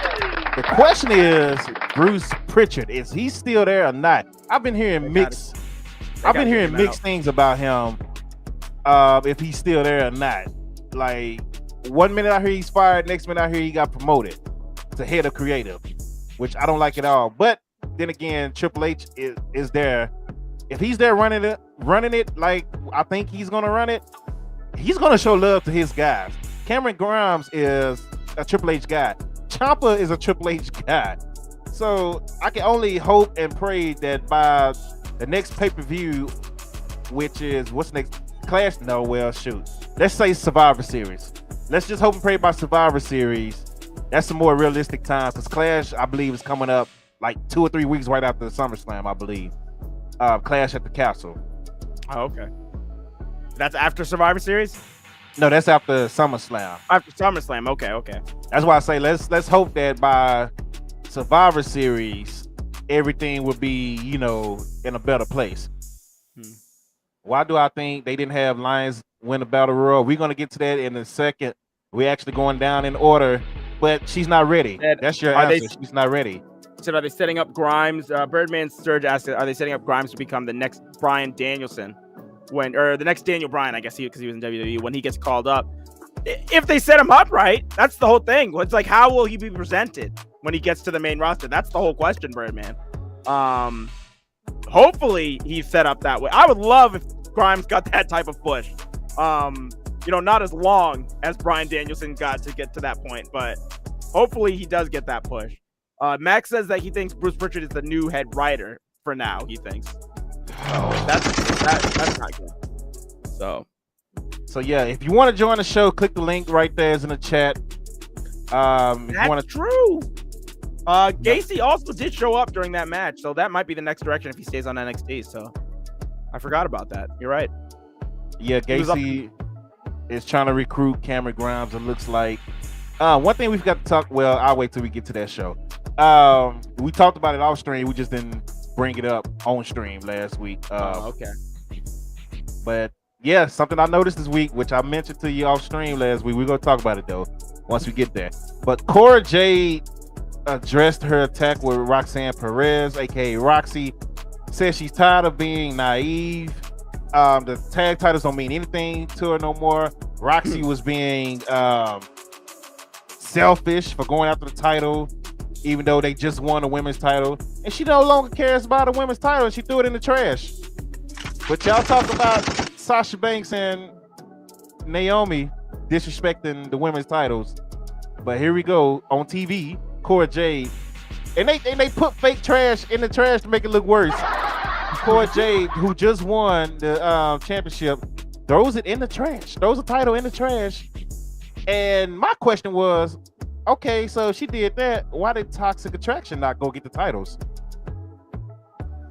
Who are the champions right now? She's still a champ, technically. Like, how's this working? Well, I mean, it says on the website. I guess it says that it says that Roxy and Vacated are the champions. So she's still technically a champion by herself, which doesn't even makes even less sense in Cora Jade's case, because now the person that you hate the most, you've given her 2 titles. So what was the point of that? You're stupid. Cora Jade is dumb. That promo was dumb. throwing the titles in the garbage. Like, I watched that whole speech that she gave, and it verbatim sounded like it was coming out of Vince's mouth. I was just like, you can replace Cora Jade's name with Vince in certain spots, and I was just like, yeah, he probably told them to just write that. He just told them to be like, hey, just put them there. He's probably behind the scenes at that episode of NXT. That's probably where he is now. He's not head creative on the main shows. He's just going to NXT. Like, I saw that, and I was just like, are you like, really? Like, come on, dude. That's probably what he's doing. Made no sense. You had a perfectly good tag team in Kaden Carter and what's her name now? What does she go by? Katana? Casey Carter. Okay, yeah. Listen, I bring these two up all the time. But they should have been champs a long time ago. What I'm saying, like, you had a perfect tag team and to give these titles to, and instead you decide to give it to Jade and Roxy, which I was like, whatever, fine. But you're gonna literally break them up the next week for nothing, and then just have Jade come out and give an explanation that makes no sense. No sense. I don't know. Just wiping my hands of the situation. It's yeah, bro. It's like last week. We're just like, why? It's a whole bunch of whys going on right now with WWE product. Moving right along, Roger Strong defeated Damon Kemp. And the reason it happened is because Tony D'Angelo and the D'Angelo family randomly decided to attack the Creed brothers backstage during the match. Roddy and Damon Kemp both looking at the screen. Damon's like, let's go get him. And Roddy was like, I'm gonna knee you in the face and get this pin. Now come on, Damon, come back here and fight. Damon is knocked out in the ring. Roddy is yelling at the Creed brothers, what are you doing? You're getting attacked from behind. It's not what we do here in Diamond Mine. And Damon finally wakes up and get back to, where were you? Where were you? Dude, like, you just hit me with a knee and knocked me out, bro. What are you talking about? So, oh shit. Yeah, Diamond Mine basically saying they're not taking that lightly. I don't know what this means for either team, honestly, because I don't know if they're gonna actually break Diamond Mine up, or is this just something they're gonna keep running with until Roddy Strong's contract expires. So, and the D'Angelo family, if Santos come back or when he comes back, all of a sudden it seems like, you know, his faction is getting along with Tony D'Angelo now. So I'm just all confused on what's going on. Any thoughts on what's going on or what could happen? I thought that part was hilarious. That part where they went back there. But other than that, no, I'm not. I have no clue. I have no idea what's happening. I'm just as confused as you are, Dove. This is just, I don't know. All I can really say is that I think it's kind of funny that the person that what's his name, Tony D'Angelo, kicked out of his family and was sleeping with the fishes, showed up on Shark Week on AEW this week. So yeah, and they mentioned him sleeping with the fishes too. Yeah. By the way, KM says it's funny that Cora Jade is on thinking that she's got Twitter fingers. That's true. Cora Jade is just an entire problem in itself. So he also said that Vacated is the GOAT. That is true. Vacated has bigger title reign in history than everybody. So that's true. Josh Briggs and Brooke Jensen defeated Pretty Deadly to retain the NXT UK tag titles. Any thoughts on that? I think the wrong team won. Yep. But, hey, that's it. I ain't got nothing to say. That's it. Yeah. We said our piece weeks ago after they won titles. Moving right along. Braun Breaker is shown walking in the parking lot asking people where's JD. And I'm just like, I'm thinking why he's doing this, why he's yelling, where's JD? Where's JD? Obviously, he's in the building, dumbass, that you're about to walk in right now. He had a match. Like, he's not in the parking lot. Like, okay. Braun just look dumber and dumber every week, bro. I'm telling you. And he comes out in the ring, barking and roof, doing all his yelling that he does. He's posing a lot now. It seems like he's posing hella much now than what he was when he first got there. It's like just like Raquel smiling on SmackDown, he's posing the same way on NXT. Calls out JD. JD pops up on the screen, kind of makes fun of him barking, and then gives like this lesson about shoulder blades and how he want to, I guess, re-injure his shoulder. And anyway, what's your thoughts on that? God, I don't know, man. What's his name? Braun Breaker has just been kind of unremarkable for me as of late. He does look real stupid. Just in this entire thing, like a all meathead. together. So- Yeah. Perfect. That's perfect. Like, I don't know, man. Like, I think Braun just needs to lose the title to somebody that can actually do something with this championship, honestly. Well, hopefully it's JD. We cut to the barbershop. Trick and Carmelo Hayes. They're talking about, Wesley, who called out Trick Williams earlier in the show. Backstage, Wesley said he's going to take out Trick Williams and Grayson Waller. And Carmelo Hayes was like, hey, Trick, you need to pay attention because next week it is West versus Grayson. So pay attention because West can be dangerous. And, Trick being his usual arrogant self, I ain't worried about it, man. Say what he say. They say that's all it is. That's what it's going to be. And they move on. Moving right along, Axum, a.k.a. Kid, makes his debut. I'm still, yeah, okay. Axiom makes his debut. He defeated a no-name. Many thoughts on that match? It was I mean, it's an A-Kid match, so I mean, it was a good match. I don't know. His whole getup, he kind of reminds me of what's his name? Sin Cara. Yeah. They just gotta have a damn Sin Cara in the WWE. Yeah. I honestly didn't know what was wrong with just having him there. But whatever. So I mean, if this works, then fine. So we'll see how this goes. It was a good match. Yeah. You graduate from DCU. Well, congrats to Rob if that's true. Hey. I don't know if that's true or not because Rob is liable to say anything. He'll mess around and say he graduated from Harvard next week. You never know. See You what said, I'm aren't saying? there copyright issues with Axiom? I don't think so. You said the crib.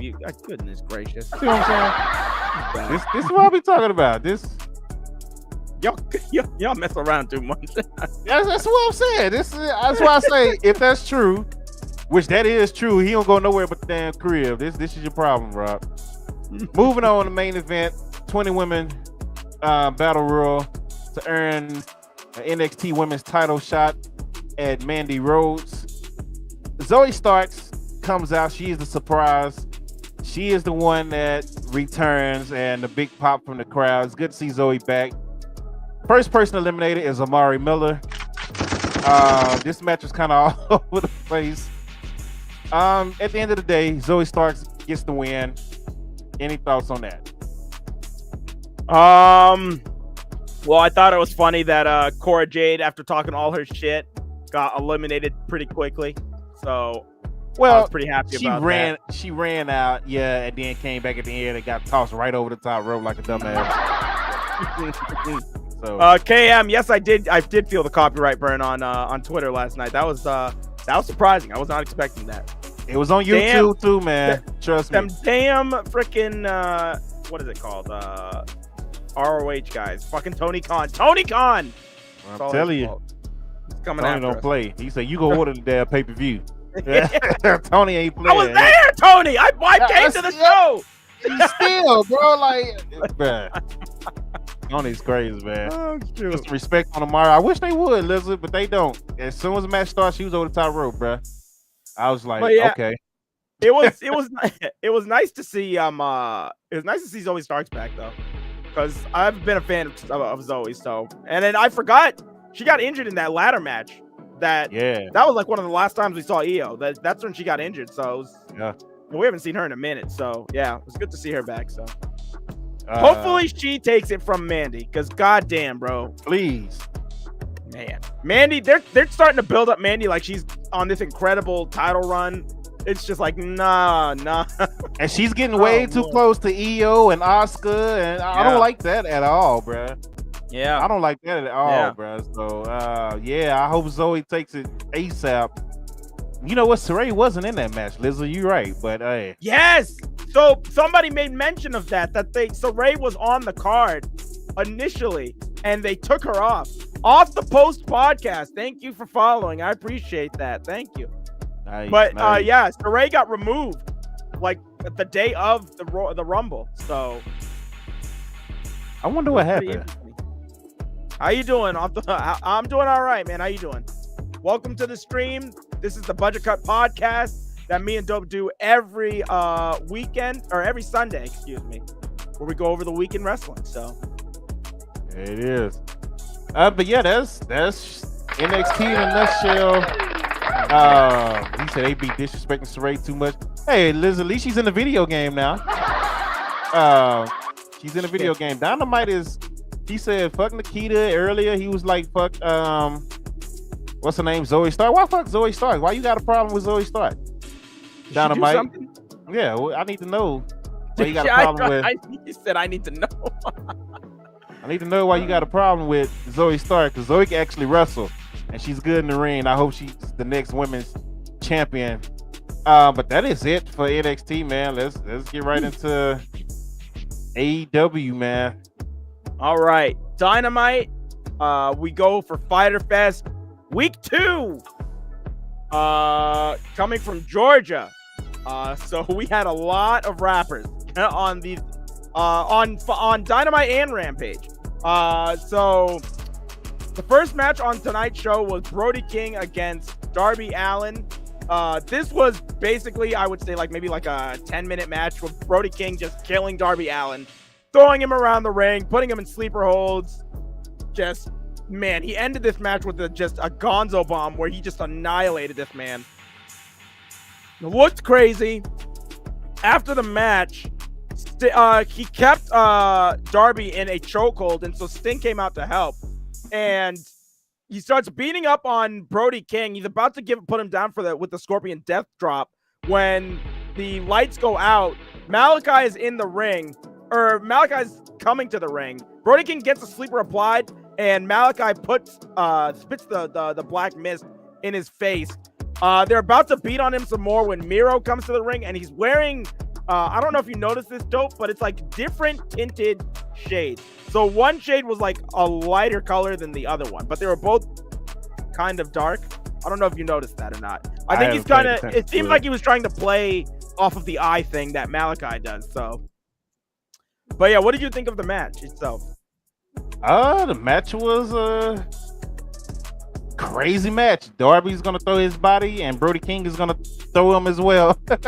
So Brody, he did that damn deadlift chokehold again. That finisher was crazy. The Gonzo bomb? Yeah. Good Lord, man. I'm just, bruh. Oh, shit. Nah, man. I was like, dude. Even Taz yeah, somebody who's had neck surgeries, I don't like that. So, he's like, that was hard. That was hard to watch. He man, I thought that power driver last night, but it's been crazy, man. They trying to break people's necks in AEW. Jesus, I'm saying. And what do you think about Miro and a potential matchup with Malachi? That's not going to happen.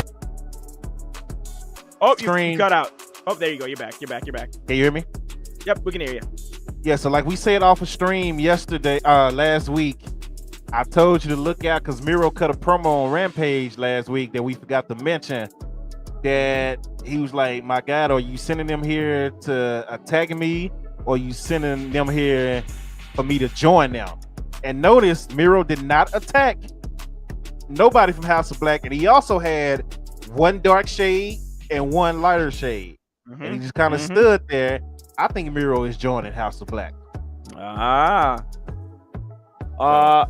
Up next, we had the Best Friends going up against Blackpool Combat Club's members, Wheeler Yuta and John Moxley. So this is the first time in a while that Yuta has been across the ring from the Best Friends since he abandoned them and went to join the Blackpool Combat Club. There was a spot on the move where Trent dove off the middle turnbuckle and was caught by Moxley with an ace crusher. There was a spot where Chuck Taylor put Moxley on the top rope and hit him with an awful waffle is what it was identified as. It was an insane looking pile driver that he hit him with off the top rope. And then Trent gets him with the rolling elbow.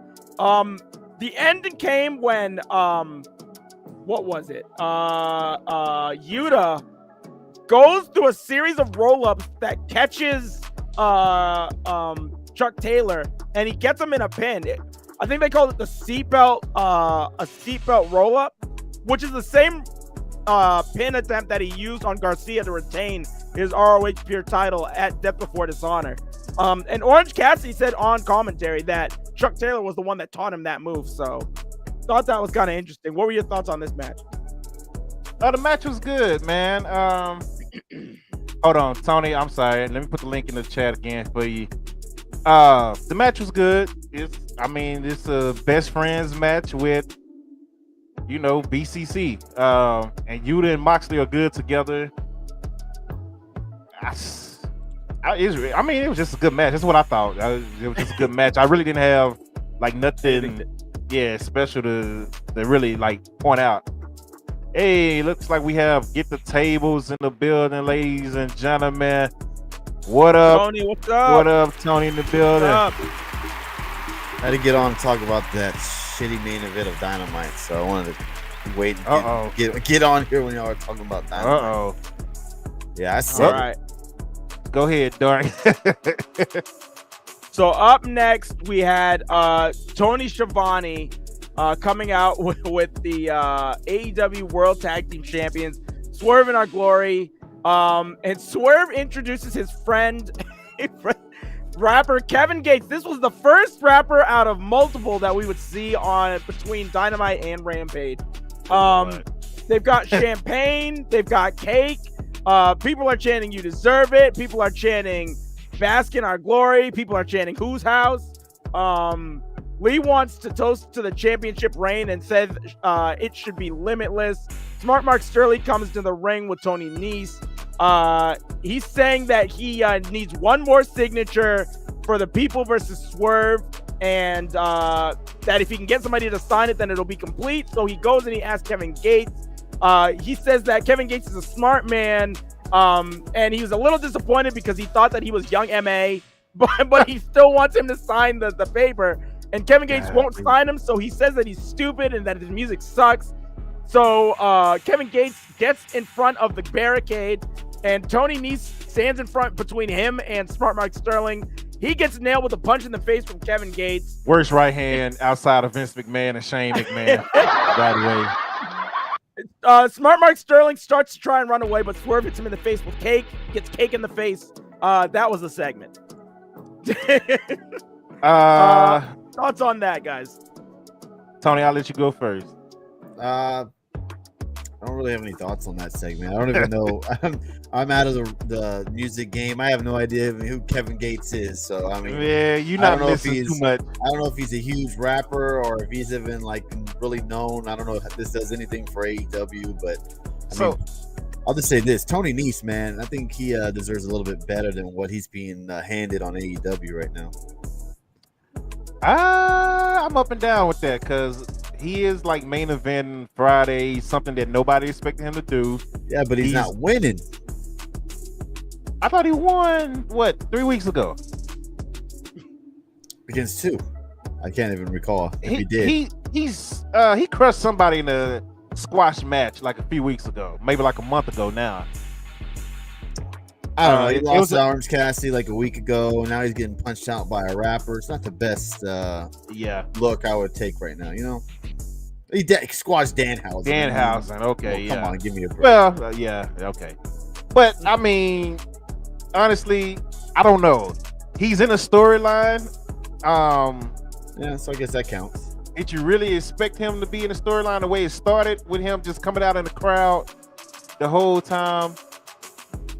And just sitting there, even though he was signed, he was just kind of sitting in the crowd doing nothing, and he was on Dark for months. So he could have been sitting there catering in WWE. True. At least he's on television. I'm not saying he should be a champion or anything. I just feel he's pretty talented. Yeah, and it seems like he's just a guy that puts people over. Hopefully, I don't know. Maybe I'm into Tony Nese. Oh. No, wait, whoa. No. I just saw him on Dark Street. Yeah, Speedball Mike Bailey. Thank you for the raid, bro. I appreciate that, man. Thank you so much, bro. I appreciate that a lot. The GOAT of 2022 with the raid on Yeah, Dark we are going over Street. the week in wrestling right now. Everybody, This is the X Division champion that just raided me. Make sure to watch Impact and go check out this guy's channel because he is the truth. So he has a lot of good stuff on here on Twitch too. So yeah, appreciate that, bro. Thank you. Thank you. Appreciate it. Yes, sir. GOATed for that, Keith man. Pam representing in here today. Yeah. Hey, look. We've been talking great about you, man. So far, you are the wrestler of the year for 2022. As far as we see it, let's see if it stays, Speed. I know you got it in to keep killing it, so keep doing your thing, Speed. We will be doing our votes at the end of the year as well. Just between us, it ain't no, Dave Meltzer and Dave Meltdown and all that BS. But yeah. So all fun and love, man. But Tony, Kevin Gates is he is a pretty well-known rapper in the hip-hop community. Right now, he is more known for the stupid stuff he says and being cheated on by his girl right now. Like, what do you mean, like stupid stuff? Like he says off the wall bullshit. He's one of the guys that think he's like real woke and just some stuff he says is just stupid. Okay. It's just, I start sending you some quotes, and you know exactly what I'm talking about. He's been around for a while, so he's still, for the amount of time that he's been in the rap game, he's still somewhat relevant. But yeah, because of the dumb stuff that happens to him and that he says. So Arthur Donner, thank you for following. I appreciate it. Yes, no, the real Mike Bailey. That's the real Speedball Mike Bailey. Yes. Make sure to go and give him a follow too. Lizard, could you put up the link to his channel too? Make sure to go and give him a follow too, by the way, guys, if you haven't seen him on Twitch. All right, but up next we had Christian Cage and the Luchasaurus up against the Varsity Blondes. This was just a squash match. Luchasaurus comes out and just kills both of these men, and then Christian tags in and gets the pinfall.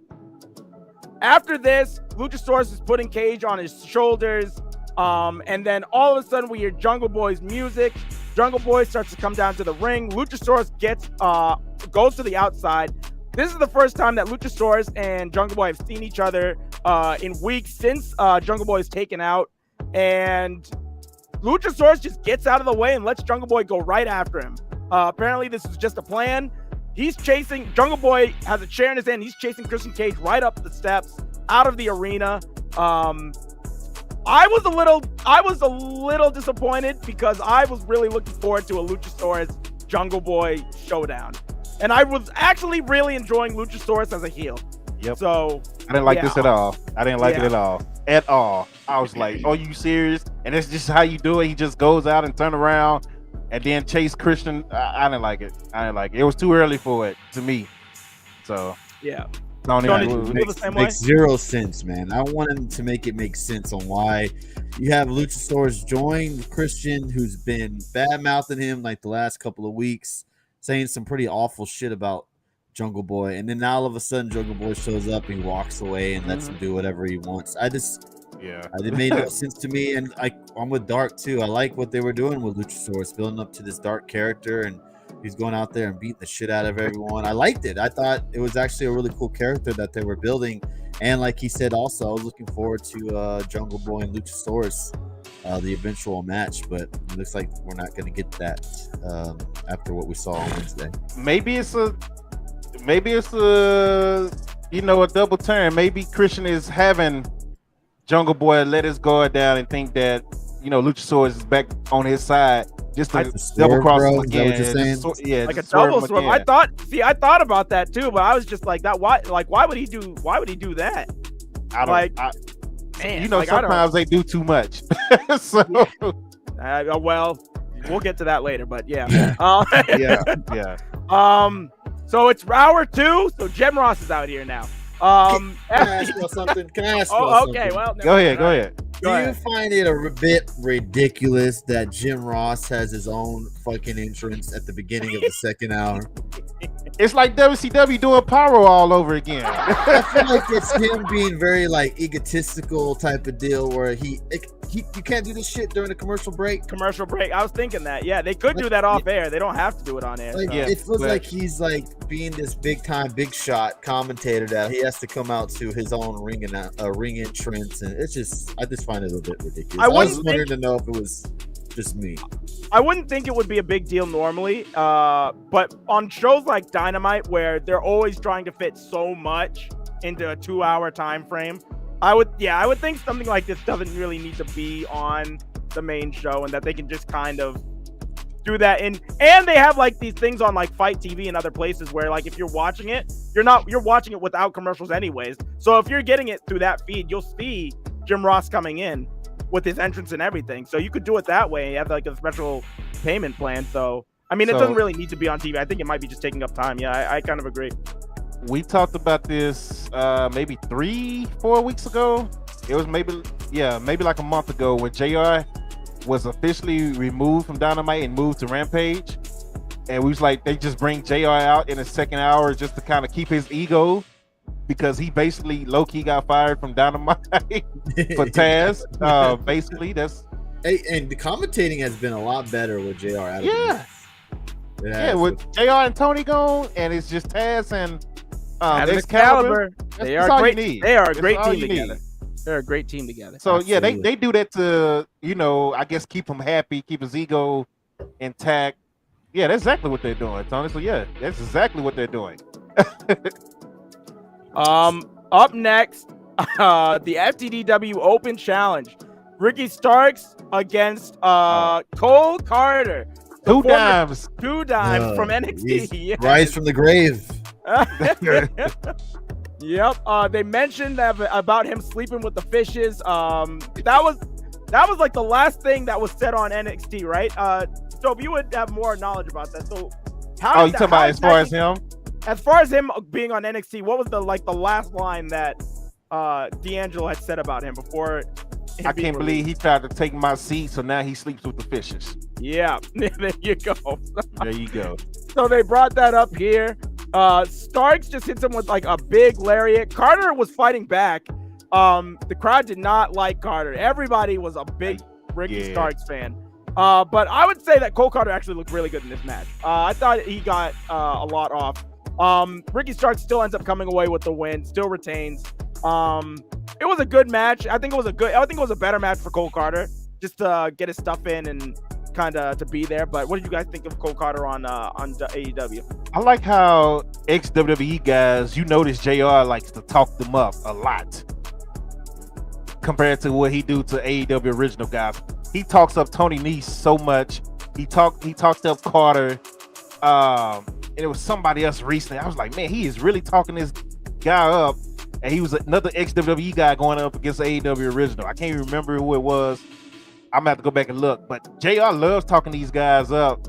Like, this guy's so great. This guy's this and that. I'm like, you don't get that same energy to the AEW originals, JR. But I kind of get it. He's been there, 30 years? How long was he in WWE?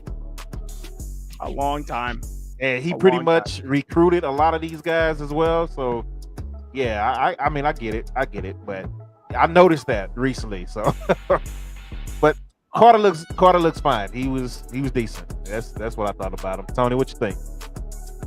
I mean, he was good enough to get signed by AEW after Wednesday. So, I mean, I don't really have much opinion on him yet. I didn't really watch much of him in NXT.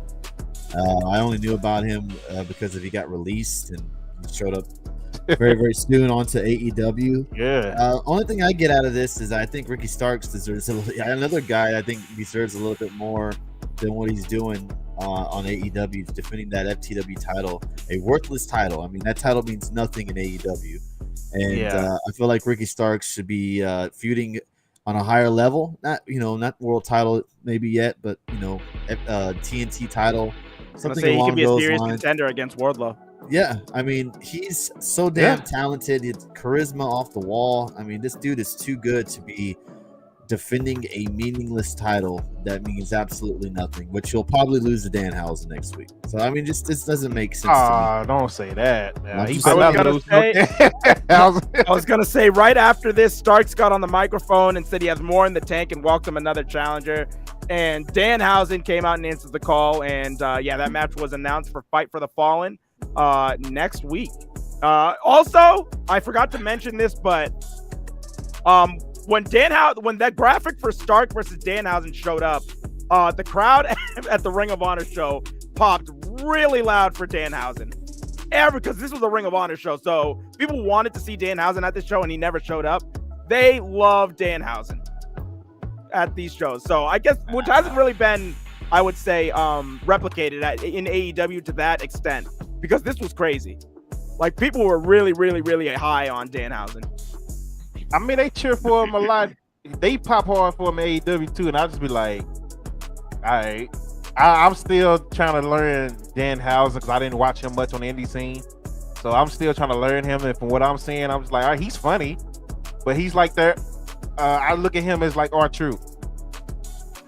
That's how I look at Danhausen. He's a comedy act. Yeah, absolutely. I haven't seen much of him wrestle before. I know he has wrestled a lot in ROH, but is he even a quality wrestler? Like, I haven't really seen. I can't remember. I saw him wrestle live once. He came down to Limitless, and he had a match against a really talented wrestler like Alec Price, and it was actually a really good match. But beyond that, I haven't really seen too much of his ROH run either. So, but I was impressed by the match that I did see. I do know that. But on AEW, he hasn't really shown too much of anything. He was injured by the time that he got there. Yeah. And then he was just on TV like every week, not really doing much of anything.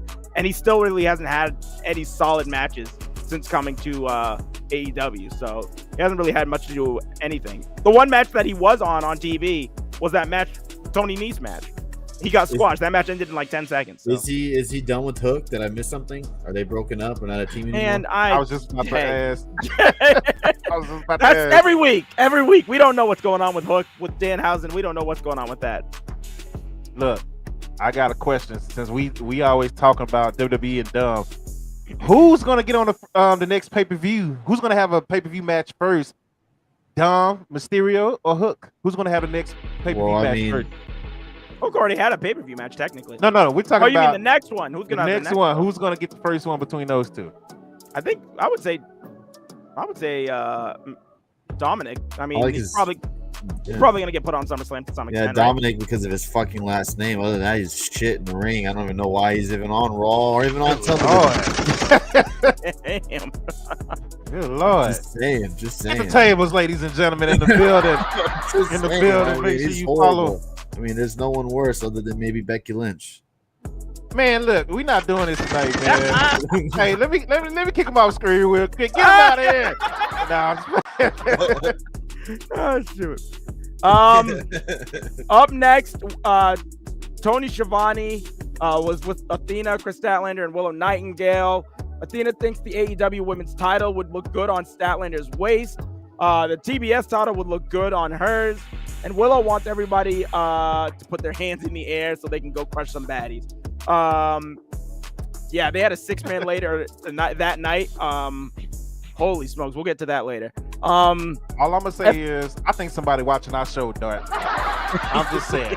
Every time we mention something that we noticed, which we did last week, they always come out and do something about it. So that's all I'm saying. Somebody watching, bro. It's cool, TK. You can keep your people in it. I appreciate y'all. FTR comes out. They're carrying all their belts. Cash Wheeler says that he still can't get used to the reaction that they're getting. In 2022 has been a great year for FTR. There's been no bigger moment for them than beating the Briscoes earlier this year. Cash says that if the Briscoes think they're taking these titles, they've got to take them off their cold, dead hands. Dax tells them a story about, and I will not do this any justice. You guys will have to watch this yourselves. I promise you it was a fantastic promo of his 8-year-old daughter who was born with a hole in her heart. cardiologist told her that she worked hard enough that she could close the hole up on her own and they wouldn't have to do the surgery, and that she worked hard and the hole closed up by herself, and that it was her. And then he's talking about it. He's referencing his daughter. He tells the crowd, and that that Dax and Cash are going to fight like 8-year-old girls going into this match, and the Briscoes won't take a thing from them. This promo was the hardest promo I heard all week, because he was able to fit "I'm gonna fight like an 8-year-old girl" into it, and it still sounded fucking hard. Like, this was a great promo from Dax Hardwood. This was a fantastic promo. Agreed. Yeah, really good, really good. Satnam's thing, Jay Lethal, Sanjay Dutt are here. Layla Gray is unable to compete tonight, so it's just Jaden, Kira Hogan, with big Stokely Hathaway, and they bring out Jermaine Dupri. Random. Great. What? I'm actually not shocked that they brought him out in AEW with that group in Atlanta. I'm actually not shocked at all. Holy smoke. I'm glad that it was just with Stokely Hathaway, because Stokely Hathaway, he makes references like this to like the old guy. Like, I remember that time he came out to a takeover dressed like Cameron. Like, so, I'm glad that it was with Stokely. That made it hilarious for me. So we had Jade and Kira Hogan against Athena and Willow Nightingale. This match was a good match. I noted that it was, and I said this on Twitter, when Jade and Athena were in the ring together, that crowd went crazy. They want this matchup so much, and it's not just the fact that Athena's in here, that she's a great wrestler and that she's coming in fresh as a challenger. Jade Cargill basically got that title, and she was just like, she was still green, and she has done a fantastic job, and she has made the TBS title the A Women's Championship in AEW right now. I think that's without a shadow of the doubt. You cannot argue that, I don't think. And it was that evident when I was watching this match. Jade and Kira Hogan end up getting the win after a tag to Jade is made, and she hits a Blue Thunder Bomb and grabs Willow for the Jaded for the 1-2-3. That interaction was great, and I think that needs to go on all out. And I think Athena needs to win. I think she's the one right now. This is the one person that they have built up where they've gotten this much like fire behind them, where I think it would work. So yeah, now it's time to pull that trigger on that. I know their next pay-per-view is what, September 9th. Yeah. They can stretch it out. They can probably stretch it out until then. Honestly, because that's the way time is moving right now. I mean, you be in September real quick, so it's time to pull the trigger on that match, though. And it definitely needs to be the next pay-per-view, if not before. So, Tony, what are you thinking? I agree. I think they need to pull the trigger on the match already. I don't know if she should beat Jade, though. The way they built Jade up right now, I think she should not even lose. I would just have her, if she wants to move up and challenge for the women's title, just drop it, kind of like what they did with Asuka in NXT. I would not have her lose. She's just too big of a star right now. And I agree with Dark. They have built her up to be the bigger champion over Thunder Rosa. She's more spotlighted. She's used a lot more each week. And she has built that title to an enormous status in AEW. And I would keep her with the title. I would keep her undefeated. I'm sure Athena and her will have a great match. I just don't feel like Athena should win. Of course, you'll get those little assholes that will say, "Oh, ex-WWE person coming in and defeating Jade and beating the streak," but I don't feel it that way. I just feel like Jade should not lose. I would have to take someone really big, like a Sasha Banks, maybe, if she came in, for me to have Jade win. There's nobody on that women's roster right now that should beat Jade. I think Athena should beat her. I just don't feel Athena, outside of WWE basically killing her last 2 months there and her last 2 months on the main roster before she went back to NXT, Athena is that one. So I think she can do that. Because if not her, who in AEW is going to do it right now? I don't think anybody should right now. I think you should build her up to be that unstoppable force until you bring in maybe a Sasha. I don't know who else is out there that's a big star on the women's side, or maybe you build up someone internally to go in there and beat her, get the crowd behind someone. But right now, I mean, you can't. Britt Baker, Hayter, not even Thunder Rosa, your world champ. I feel like Jade is just too good, too strong to just lose right now. Her momentum is at the top right now. Why ruin that over with Athena? I feel like that's just kind of hot shotting it a little bit. But nothing against Athena. She's a fantastic wrestler. I just don't think she's the right choice. I feel like after seeing the reaction that the both of them were getting in that one segment, and like they haven't touched forever, seeing them in the ring that for that one amount of time that we did get on Wednesday, I don't know. I feel like that would be the right time. But to your point, if they did do that, I also think that would be actually kind of smart too. And to see only if if Athena was the person that would get Jade eventually.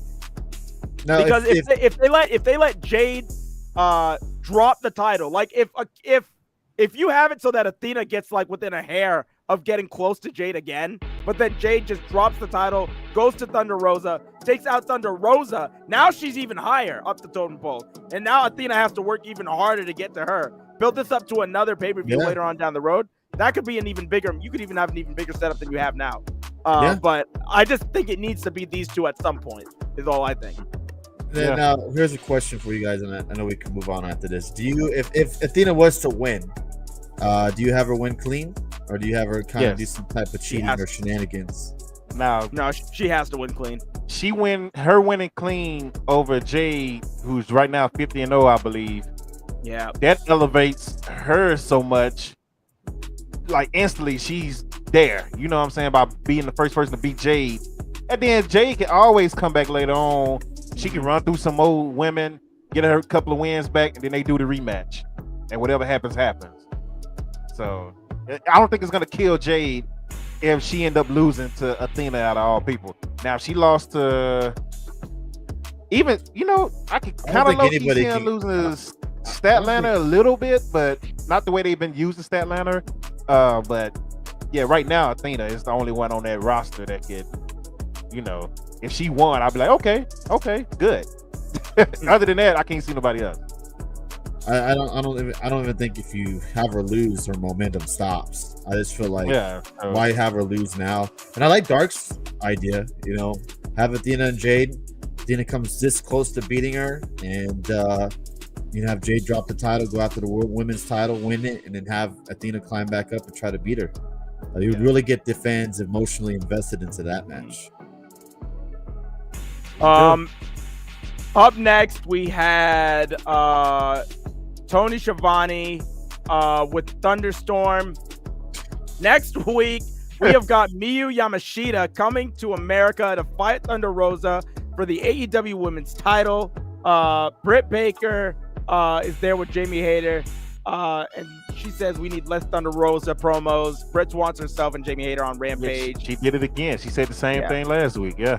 This is exactly what I said, and I said the same thing last week, where I was just like, I'm kind of over this. Like, good lord, Britt. Oh man, I don't know. Oh lord. Tony, what do you think about this? I said it last week that I was just kind of sick of Britt Baker coming on here. I'm tired of her, man. Saying the same thing. Like, AEW needs me. The women's division needs me. It's just like Britt Baker is a repeating track. She just says the same shit over and over. She hasn't. I honestly do not see what anybody see in Britt Baker.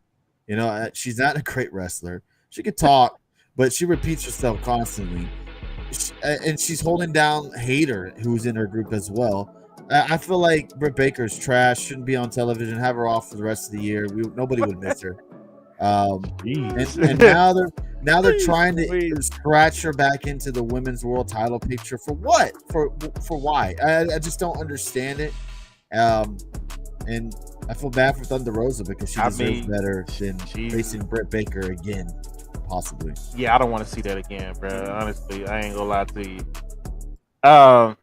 Yeah, I mean, it's like you see Thunder Rosa, and she's like going all over the place. She's going to like Tokyo Joshi Pro.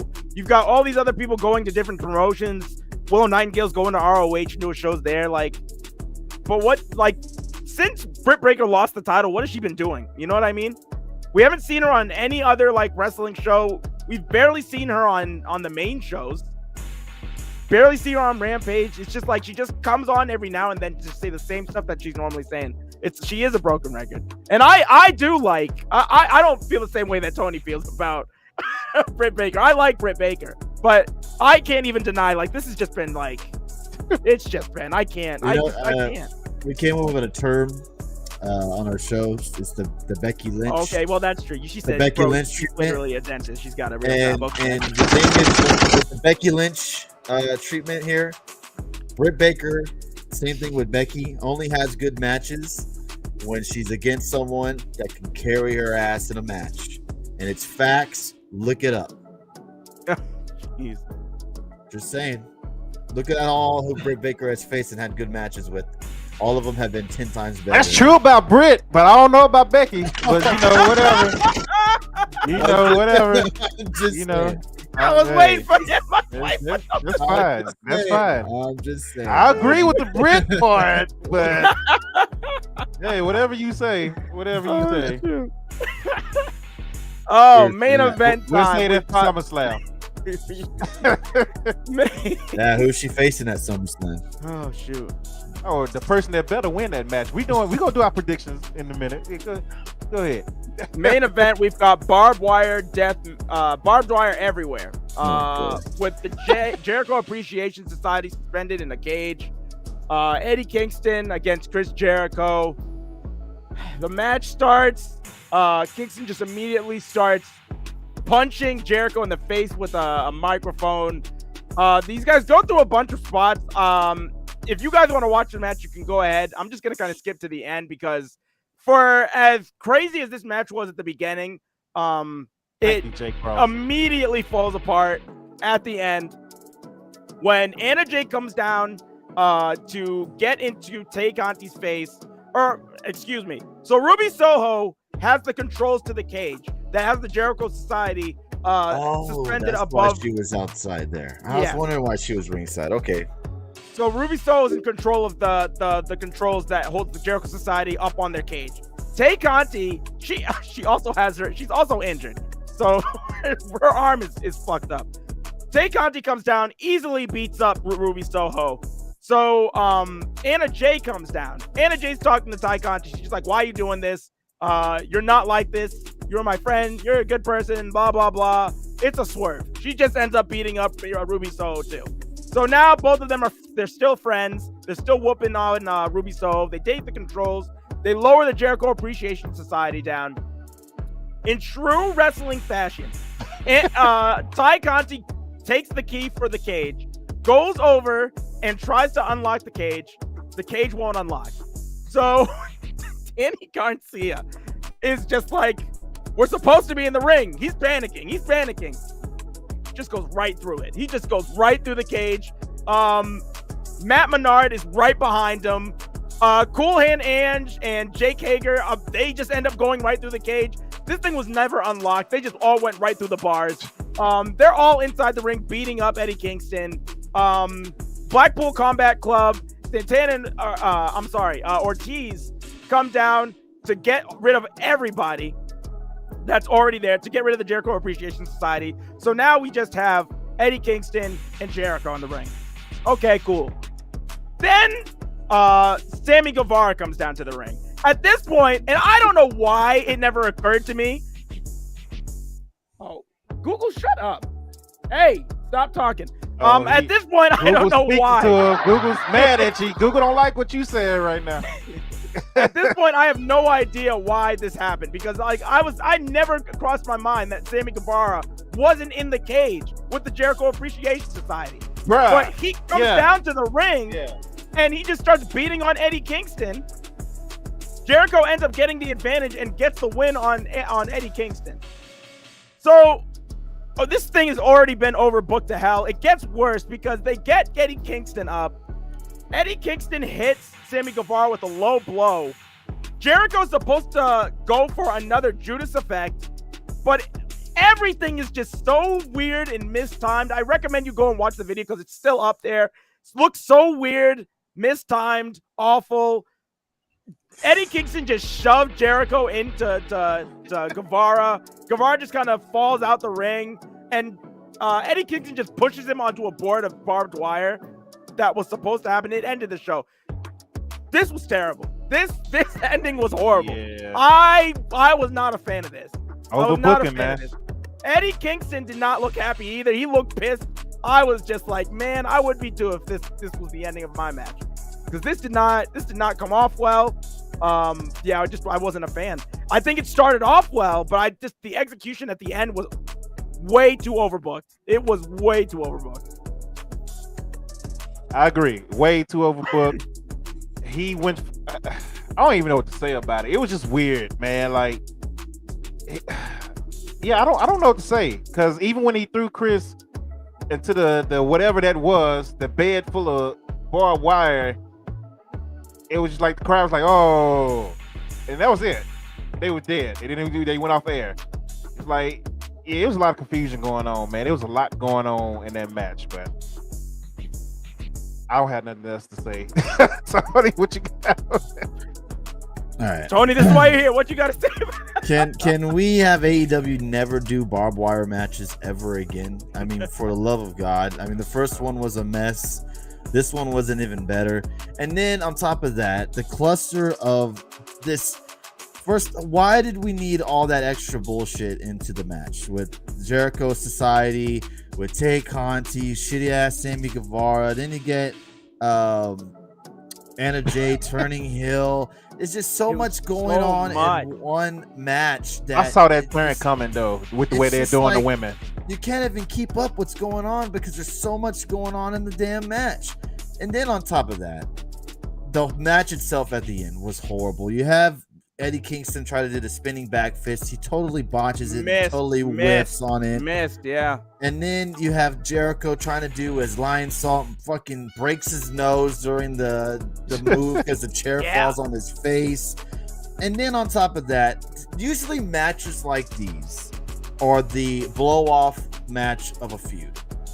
But because Jericho had to get the win, this feud will go on for probably till All Out, where we get some type of crazy ass match. It's gonna be a dog collar match. I mean, we got already their Hell in a Cell like match. Now we got them having a barbed wire match. What the hell is next? Are they gonna have to kill each other to have this feud in? The only thing that someone made up on our show when we were doing the watch along on Wednesday, which would be interesting, but I don't see them doing it, is loser leaves AEW, which I don't think they'll do. But that is about the only thing that you could do that is left. It's like, I'm tired of this feud. I'm sure you two are tired of this feud. It's a feud that's been lasting for too long and needs to end and go away. Yeah, I thought this match would be the end of it, but Jericho did win. So I don't know. It might be the end. I don't know, because Kingston's whole thing was, I need to make you bleed. I've already beaten you. I need to make you bleed, which is something I haven't done. He did that immediately. So I don't know. And then he got the last laugh too, even though he lost the match. So maybe it is over. I hope it is, because I don't know what else they're gonna do besides put them all together again. Oh yeah, you have to do that Stadium Stampede. Yeah, because Moxley said he wasn't doing it, but Moxley ain't in this one right now. So the only thing left for these guys to do is a dog collar match. That's it. That's the only thing left. That is literally the only thing that they can do. And we've already seen what MJF and Punk already had that match. I don't want to see that. I feel like that should be a once in a year type thing. You know what I mean?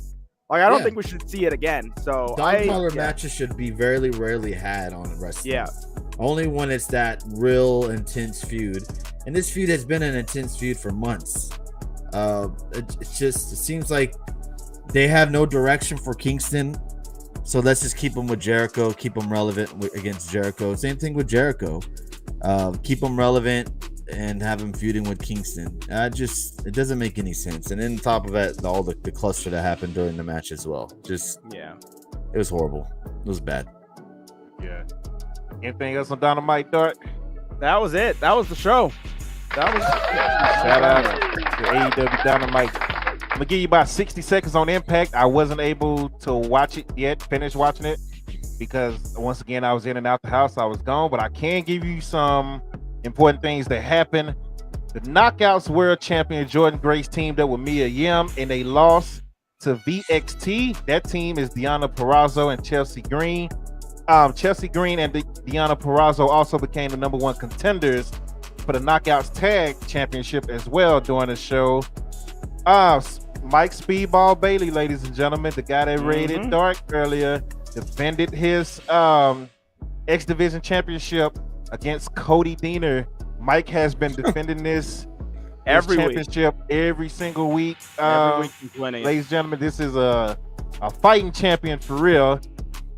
Let's get on to something else. You pay $1, you can see all of his defenses too. You can see all the Impact you want for just $1 on YouTube. So don't forget the greatest wrestler of all time, Johnny Slinger, was on Impact as well. And dope. You can't remember that, Johnny Slinger, brother. Yeah. All right. Well, moving on. Moving on. The disrespect. We had to end the show. We had a surprise here, as Motor City Machine Guns were getting into it. Yeah. With hold on, I gotta find it. With Cody Deaner and Big Joe from Violence by Design. Name Violent by Design. I'm tripping tonight. And they got help from Kushida of all people. Kushida debuted on Impact, and Alex Shelley's former partner. Yeah, and he's having his debut match this Thursday coming up against Rich Swann, ladies and gentlemen. So those are the bookmarks of Impact. Again, I didn't get to watch it this week, so I can't give you the full rundown like I want to. Maybe Tony can. I will say this. If you haven't seen Shelley versus Sabin, the main event on Impact, go ahead and check it out. It was a fantastic match. The winner went on to face Josh Alexander. It was, I think it was Shelley who won. I'm sorry, I keep drawing a blank on who won, but it was a great match. It was Shelley. Yeah. Great match. Go check it out if you haven't seen it. So yeah, I definitely got to finish watching Impact and watch that match. I got like maybe 2 matches in, and I had to leave the house. I had a show to play at. So, but yeah, that's Impact. Next week, I'll give you a better, rundown like we've been doing the last 2-3 weeks. I just wasn't able to watch it this week on time. So, moving right along to SmackDown. Go. Yep. And shout out to Get the Tables once again for coming through. Yeah, thanks for joining. You're welcome. Faceway say, bro gave me 30 ads. Twitch gave you 30 ads. I done told you. If you don't want ads, subscribe. Other than that, shut up. Hey, just drop $5, bro. $5 is nothing. Drop $5. Subscribe to the channel. Either one. Come on, man. Yeah. Support the show. $5. Or if you have Amazon Prime, it's free. It's free. So exactly. You're always here. Support the channel. Or if you don't want to subscribe here, go to YouTube and subscribe. If I get my subscribers from Twitch to go to YouTube and subscribe, I'll take these ads off altogether. There you go. But until you do that, shut up. Want to hear no complaints? You can't be cheap and be complaining. So anyway, moving on to SmackDown. Who is that said what's the ad? Wait for real. I have Prime. Yeah. Rob said, "Oh, I forgot Rob is a subscriber." He's like, "What's the ad?" I got you. Moving on. SmackDown started off once again. We talked about Vince McMahon leaving WWE Friday. Before SmackDown started, around 4:00 Eastern, Vince made his announcement, I believe. Friday was a crazy day. Yeah, Friday was a very crazy day. And then we started getting rumors. Brock Lesnar is pissed off. He's left the building. Brian Alvarez was really going at it. And he was like, Brock said, if Vince not here, I'm not going to be here. And I'm like, I can kind of believe that because Brock does love Vince. And a lot of other people were, tweeting it. I believe Fightful said the same thing as well. So yeah, I believe Brock was supposed to start off the show. And what's funny is he was supposed to start off the show, and WWE.com also promoted on their website that he was going to start off the show. Yeah, they sent me an email while everybody was tweeting that Brock has left, and I was just laughing. I was like, well, the email says Brock Lesnar start off the show. So, but Stephanie McMahon comes out to start off the show just to let everybody know who don't know. You know, Vince McMahon did retire earlier in the day. That's my dad. I love him. Let's get a was thank removed you, Vince, because of sexual allegations. Yeah, let's go out there and get a thank you, Vince. Let's get a thank you, Vince chant. Yeah, get the fuck out of here. Yeah, and she got a thank you, Vince chant. So yeah, and then here come everybody. Let's just name them all. They came out. Street Profits, Madcap Moss, Usos, and Theory all came out literally right after Stephanie left the ring. Led to a brawl. Look, let's talk about USA. I'm surprised they didn't chant that. Honestly, they chant USA for everything else. He said removed for grabbing the corporate booty. Max said a $12 million thank you, Vince chant. Bruh, yeah, facts. What you think about the opening of SmackDown, guys? I thought it was just strange. Just the way that it was all set up, I was interested to see what Steph was gonna say, and then she didn't really say much of anything. Never do. I was disgusted by the people that were chanting "Thank you, Vince," because why? Because like I said before, I've already said my whole thing at the beginning on Raw, but this man didn't retire. He didn't want to retire. Don't be foolish and think that was the case. Right. He left, and you know the reason why. So. Yeah, this whole thing painting Vince as like some type of war hero, I thought was like just gross and disgusting. Having the Street Profits come out, fucking your token black guys come out again to basically start the show off for two shows in a row. I was just like, are you kidding me? Man, yeah, no, I was kind of grossed out by this entire beginning of SmackDown, and I actually stopped watching, so I ended up watching SmackDown later. So I didn't watch it that night. I had to watch it a different night. So, Tony, any thoughts on that? Oh no, same old bullshit. Opening segment, trash. I guess it was sad on my part to think that Stephanie would come out there and say a new era is beginning. Vince is retired. You know, you're gonna see a whole new WWE. It's too close. They gotta wait till after SummerSlam. They should do it the first Monday after SummerSlam. That's when they should do it. Yep. Again, same old bullshit, same crap. Thank you, Vince. I mean, I don't despise all this crazy allegations with Vince McMahon. Yes, he's done a lot for wrestling, but I think we can all agree that it was time for him to go. It's been time for him to go. If you want to do a thank you Vince stuff, that's fine. If you want to do a video package thanking Vince for his contributions to the wrestling industry, fine. Don't force people to come out there and do a thank you Vince chant. I just felt so forced, not organic. I just thought it was a bit silly, and I don't even think they needed to do that. It felt like it was just shove it up Vince and get his ego even higher. It just made no sense. And don't ever call my Street Profits token black guys, all right? Show some more respect, all right?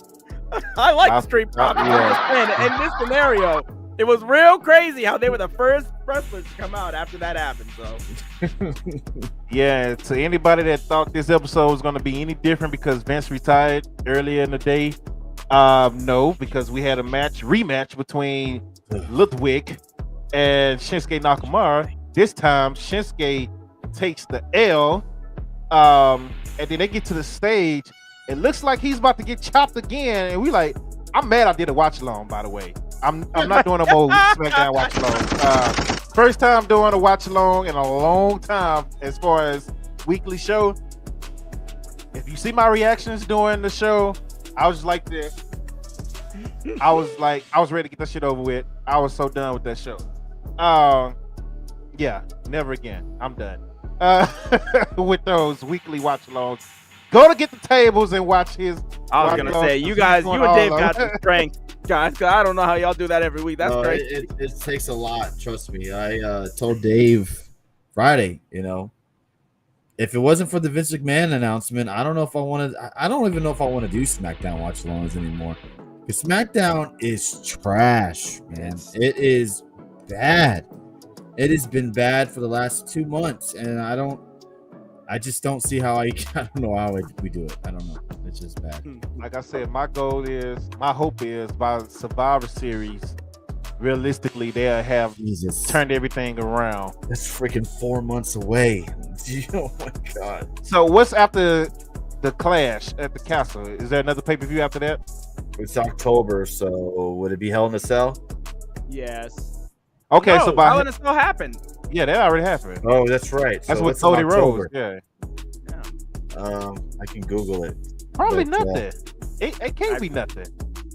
For a month? Can you imagine? What is WWE gonna do for a month without a pay-per-view? They did it earlier this year, I believe. Or at the end of last year. Survivor Series is after that in November. But that's Thanksgiving, so that's late in November too. Extreme Rules. We haven't had an Extreme Rules yet? Right. No, we didn't do that? Extreme Rules, October 8th. Wow. Okay, so hopefully by Extreme Rules will be Extreme Rules again. And things have changed. Because I know SummerSlam is too early. Cash at the whatever the damn pay-per-view name is.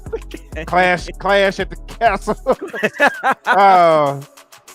I know they kind of got their storylines building up for that already too, but it could change by then. But I'm gonna give them these 2 pay-per-views to make a change, like a real change. So, but yeah, Ludwig gets his revenge on Shinsuke, which I thought Shinsuke was being built up to face Walter. So why is he losing, to Ludwig anyway? But whatever. Moving on. Anybody got thoughts on that? No. All right. Moving on, we backstage. Liv Morgan and Ronda Rousey come face to face. They cut promos on each other. I don't even remember what they said, honestly. Anybody got any thoughts on that promo? Liv said she Ronda said that she didn't mind. Okay, see, I remember this because I thought this was just so crazy. So basically, Ronda told Liv that she didn't mind that she got cashed in on, and that she congratulated her for cashing in on her, which I was like, why are you congratulating her for beating you the cheap way? And then she's just like, I need this title. And then Liv was just like, I'm not gonna sit here and tell you that I'm gonna beat you. I'm just like, what is happening in this promo? Yeah, I remember. And she's and then Liv is just like, but I'm gonna tell you that I want it more than you. And I'm just like, okay, well, I don't know what's going on. So yeah, Liv wants the title more, but Ronda needs it. So that's what's going on. That's our build for SummerSlam. Yeah, and we're getting to SummerSlam predictions. That's gonna take the place of choosing this weekend. Because we're not gonna do choosing because it'll be too long of a show. Moving right along, Happy Corbin attacked Pat McAfee again. Pat chases him to the back where they get into it. Pat comes back out and cuts a promo, basically telling Corbin how he's gonna beat him down at SummerSlam. Any thoughts on that? I like Pat's promo. Pat's a really fantastic promo. I like that promo a lot. Yeah, Pat is always killing. He got the crowd in the palm of his hand. That was probably I would say that this was probably the best thing on the show. I would say. Yeah. Damn. The kick by Corbin on McAfee had me cracking up because he just kicked it, and he just flew out of that chair. I thought that was hilarious. But yeah, I mean, McAfee and Corbin, that feud is probably one of the matches I'm really looking forward to at SummerSlam because these two are gonna have a good match. Pat McAfee has proved himself that he can go out there and have a match with anyone pretty much and have a good one. And can't hold Corbin. He's an underrated guy. I mean, a lot of people find him annoying and his character annoying, but let's not forget Corbin can go in the ring. Corbin is good, man. So yeah, I think the match will be good. But yeah, I'm with Dark. This was probably the best thing on the show, and which is a little bit sad to say. I don't know. I'm between that and Bush going crazy outside the ring. Those are my 2 favorite things. This really pissed me off doing a watch along. I was highly upset. The new vicious Viking Raiders defeated Jinder and Shanky by a fucking count out. And they was happy with it. The new vicious Viking Raiders, they supposed to be so vicious, gladly took a count out, and they was happy. Any thoughts on that?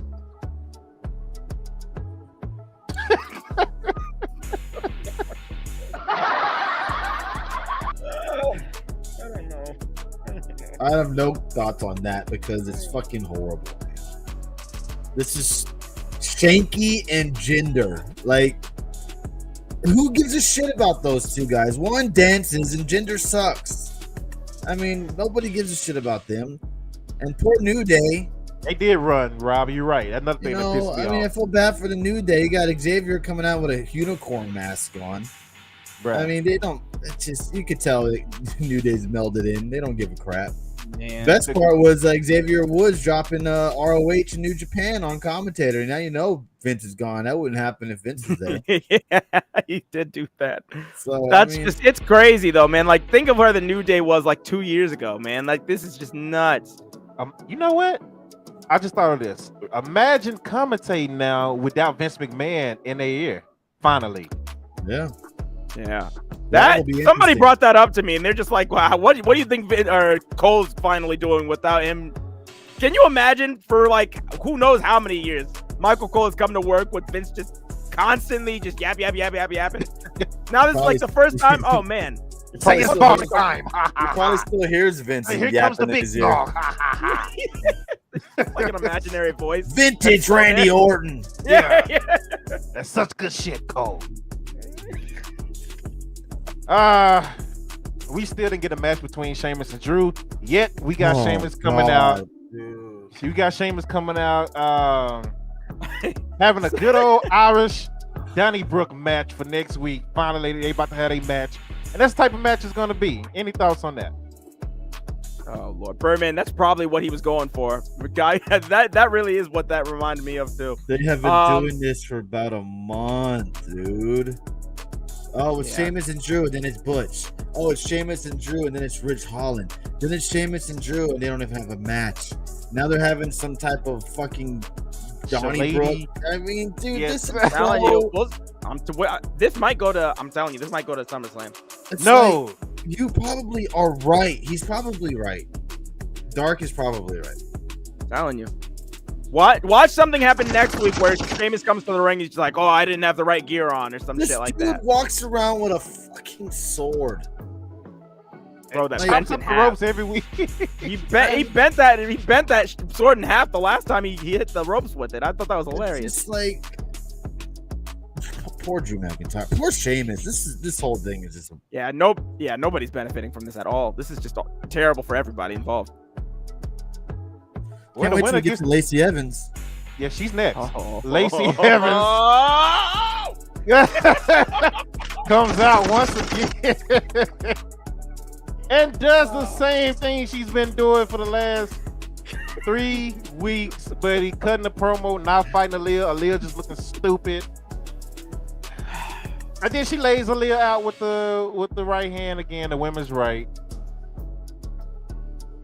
Dude, I feel bad. And then, hold on. And then we get a graphic, and that really pissed me off again on the stream, that said next week, Aaliyah versus Lacey Evans. I think I actually posted that clip on Twitter of my reaction when that shit came on. Should I ask you guys any thoughts, or should I just keep it moving? I feel bad. Dope, you're one of them. I hope you had a great time at SmackDown. But I did not. My kids did. That's the only thing that made it. Anybody wasting their money on SmackDown, because you're getting 10 minutes of wrestling on a 2-hour goddamn show. Right. It was bad. It's ridiculous. I feel bad for the fans that spend their hard-working money and go to that stuff and expect a good show, and they get 95% of the show is talking and promos and commercials. It's just ridiculous. And this Lacey Evans stuff is trash.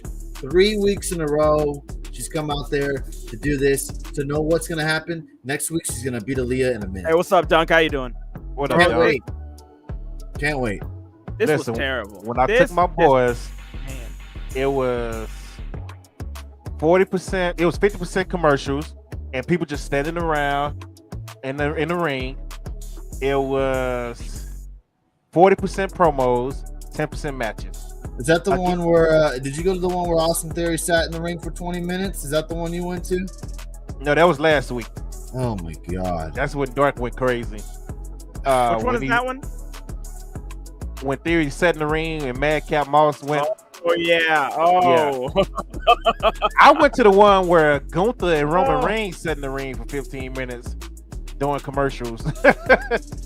Yeah. So I thought they were trying to limit that. Like I read online somewhere where they were going to try to limit the wrestlers being in the ring by themselves for a maximum amount of time, because it happened before Theory. There was another incident where I forgot Liv who Morgan it was. and Rhea Ripley. There, yes, where Liv was in there for like a half an hour. I didn't forget. I don't forget when this happens. It's just so obvious. It's like, It's what are like, they? Jesus Christ, bro! Like, come on. Golly. But yeah, moving on. Raquel defeated Sonya Deville. Come on, man. This is SmackDown, baby. Holy smokes. Yeah. Am I the only one that thinks Raquel is this nothing but a smile and nothing and back shoulder muscles? That's all she is now, bro. Like what is this? Man, I don't like her no more. Like, well, there's other reasons I don't like her, but yeah. As far as in ring, I've always liked her what she did in the ring, even though I ain't like her personally like that. But yeah, I don't like what she just smiling and bruh, she smiles the whole match. Like, what are you cheesing for? You just got clothesline. I was actually hoping that when she came out to the ring, I was like, you know what? Maybe because Vince there, maybe they won't have her smile as much now. And she just came out smiling. And I was like, God damn it. I was hoping that at least I was seeing the direction that the show was going, but I thought that would be the one thing that they would just be like, yeah, go ahead and just go out there and not smile like you've been doing the past couple of weeks. Nope. Goodness gracious, bro. You said she was a beast in NXT, but now, yeah, dude, I don't know what. Man. Like her and Rhea going at it was crazy. Them two ladies went at it, especially that last match her and Rhea had before Rhea moved up to the main roster, where they just went all over the PC. Which they went through the stage. That was nuts. Yeah, so I mean, whatever. Street Profits and Madcap Moss defeated the Usos in Theory by disqualification. And then, shockingly, we hear Brock Lesnar returning. You see Michael Cole and Pat McAfee was like, but I thought, we all thought, they throw their shots. I was like, oh, okay. And Brock takes out Theory. And then, got a huge pop. That was probably the best part of the night, honestly, because I didn't expect to see Brock. I thought he actually left, which I think he did leave and he came back, and they just went on to add him in the main event. Mm-hmm.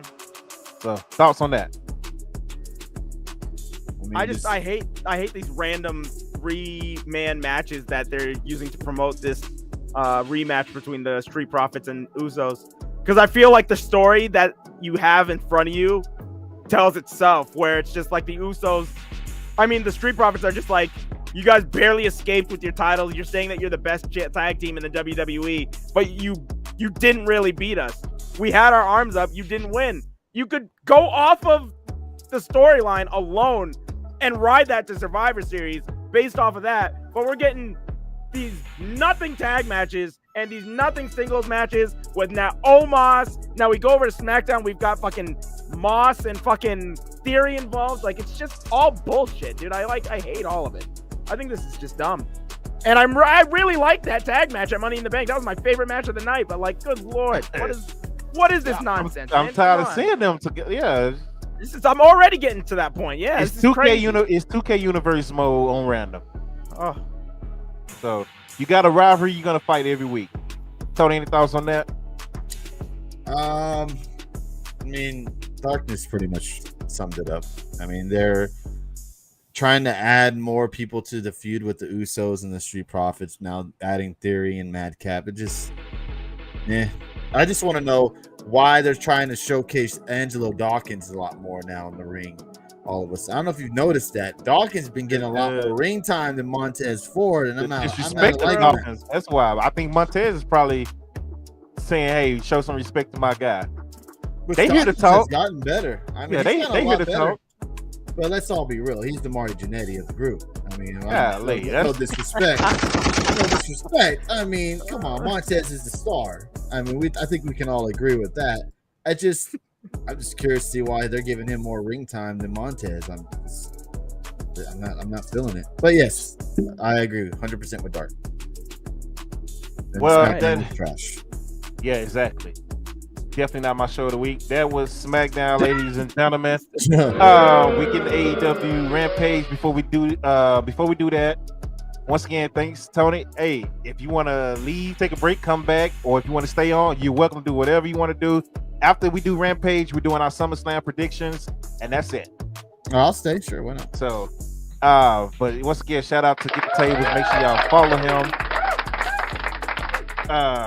Max Dupree's sister, because Rob want to talk about Max Dupree's sister. Who cares? Shit. Yeah. Who cares? Who cares, Rob? Come on now, bro. Come on. Who cares? Who cares? Look, Max Dupree's sister showed up. Max Dupree is possibly kicked out of his own faction already, from what I've heard, what I've been told. So there you go, Rob. Shut up. Moving on to AEW Rampage. AEW Rampage from Georgia. We had started off with Hangman Page and John Silver teaming up for the first time in a while against the Butcher and the Blade. My friend pointed out to me that the Butcher and the Blade have been in 100 matches in Dynamite. I think he said this year. I was just like, that's pretty crazy. And I asked him what his win-loss record was, and they're just like, probably not good, because they still haven't had a title shot, except for that one time against the Young Bucks. So Hangman Page and Silver won after Butcher got hit with the buckshot lariat. What do you guys think of this match? You know what? Now that we're talking about it, I literally just realized I haven't seen Rampage. Because after SmackDown, I did DKF, and I never got back to Rampage. I'm just now realizing that. I thought I watched everything except Impact, and until just now, I was like, "Oh shit, I did not watch Rampage." I think the match is okay. I'm just curious to see what they're doing with Hangman. Yeah, he's a former world champ, and now he's getting, I don't want to say demoted, but I mean pretty much getting handed down to doing tag matches with the Dark Order. So I mean, that's my question is like, what's next for Hangman? What's the big feud with Hangman now? They also did do that thing on Being the Elite, where he was on Dynamite and he was shown talking to somebody on his phone before his interview with Tony Schiavone started. And then after the Young Bucks lost his title, he was shown like waiting for them kind of backstage. And when Brandon Cutler caught him, he was gone. So I don't know. They're teasing something with him and the Young Bucks too, it seems like. So I don't know where that's going either. So I don't really know what's going on with Hangman. So it's interesting to see. Claudio Castagnoli cut a promo on the ROH title, saying that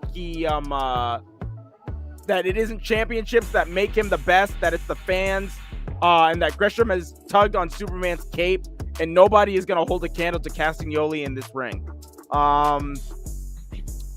Good promo by Claudio. I still feel really bad for Gresham. Yeah. What did you since you're here, Tony, what did you think about everything that was going on with Gresham over the weekend? See, I don't know exactly the full story with Gresham. I just know that from what I've read online, that the communication with Tim and Tony Khan wasn't great, and that apparently that he was trying to get a hold of Tony and Tony was not responding to him. That's the only thing I got out of it. I've seen the nasty tweets going around as well about Gresham and his height, and he's like a Make-A-Wish kid. Like, they were just being very, very brutal to Gresham for whatever reason. I'm not 100% sure why. Bro. And then I did see the comment he made about it was a racial comment about No, of course it a was. white guy can have no charisma or no charisma, but be a star. But when it comes to a black guy, it's different. And I don't know if he got heat from saying that, but I know I saw the tweets about his height, and they were pretty bad. So I mean, I don't blame him for deleting his Twitter account because he wants to open your Twitter and see all that bullshit. But I'm not really sure what the thing was with Tony and why he left AEW and ROH. I'm not sure exactly the full story behind that. I haven't really looked it up, if there's even a story. So up next we've got. Oh, go ahead. I was about to say, I see your girls in the main event, Tony. I'm watching the highlights as we talking about it right now. Up next, we had Lee Moriarty versus Dante Martin. So, what's his name? Stokely Hathaway had been trying to recruit both Lee Moriarty and Dante Martin prior to this match. So, this match is going on, and during the match, Stokely Hathaway starts coming down the ring and or coming down the ramp, excuse me, and just kind of waits there. At the end of the match, Lee Moriarty gets Dante Martin in a roll-up, and the referee gets to the 2 count. Moriarty grabs the ropes and hangs on and gets the 3 count on Dante Martin, just has a smirk on his face. Then he goes up the ramp, and Stokely Hathaway tries to give him a card to join the baddies, I guess. But Lee Moriarty just kind of smiles and keeps walking. So that would be interesting. I would love to see Lee Moriarty being managed by Stokely Hathaway. I think that's a great fit. I think that would be perfect. No, I agree 100% with you. I like Lee Moriarty a lot. I think he's a great wrestler. And him and Stokely together would be very, very interesting. But I'm not really feeling the whole feud with now seeing him face Seidel. But yeah, I like Lee Moriarty a lot. I was gonna say that's what happened. Go ahead. Nah, never mind. We talked about Seidel last week. Go ahead. I was gonna say that's what happened after the match. Seidel got on the mic, says he doesn't know what made Moriarty so desperate for a win. But next week, Moriarty won't be facing a student; he'll be facing the teacher, and challenged him in a match on Rampage. So, yeah, next week we'll be getting Matt Seidel and Lee Moriarty. And Seidel's gonna lose again, and then seriously, man, go to Impact or something. Do something else. I'm sick of Seidel on AEW doing the same thing since he got there. Yeah. All right, and up next we have got Dr. Britt Baker, DMD, and Jamie Hayter against Sky Blue and Ashley DM Boys. This was just a squash match. Britt Baker, Jamie Hayter won. You guys have any? Britt actually looked good in this match. Tony, what you talking about, man? Britt looked good in this match. Are you blind, brother? No, she didn't have to take no moves. She did all the offense. Yeah, because she's facing a bunch of shitty jobbers. I mean, Sky Blue's good. I like Sky Blue. But I mean, come on, man. It's just... One of them. There was 2 girls. Hey. Don't forget about Hater. But we know that one. I'm just saying, don't try to cover up her facing jobbers and then making her look good to her having a good match. Let's see her have a good match with one of the. She carried the match. She carried the match. There you go. Play that laughing sounder. Yeah, exactly. She carried the match. Arya Davari is coming soon. We see in a vignette. He was at the Ring of Honor show actually in a tag match. So, why are you still signing people? He's got to get this. Listen, he said that he was going to be working on something for Honor Club. He said that there would be an announcement for a revamped version of Honor Club at the next Ring of Honor show. At the next big Ring of Honor pay-per-view. So I don't know what that means, but all I'm going to say is that whatever that announcement is, it better include Ring of Honor will be holding weekly shows at that or something along that, because Ring of Honor really needs a weekly show. Yeah. It really does. And you have a lot of people.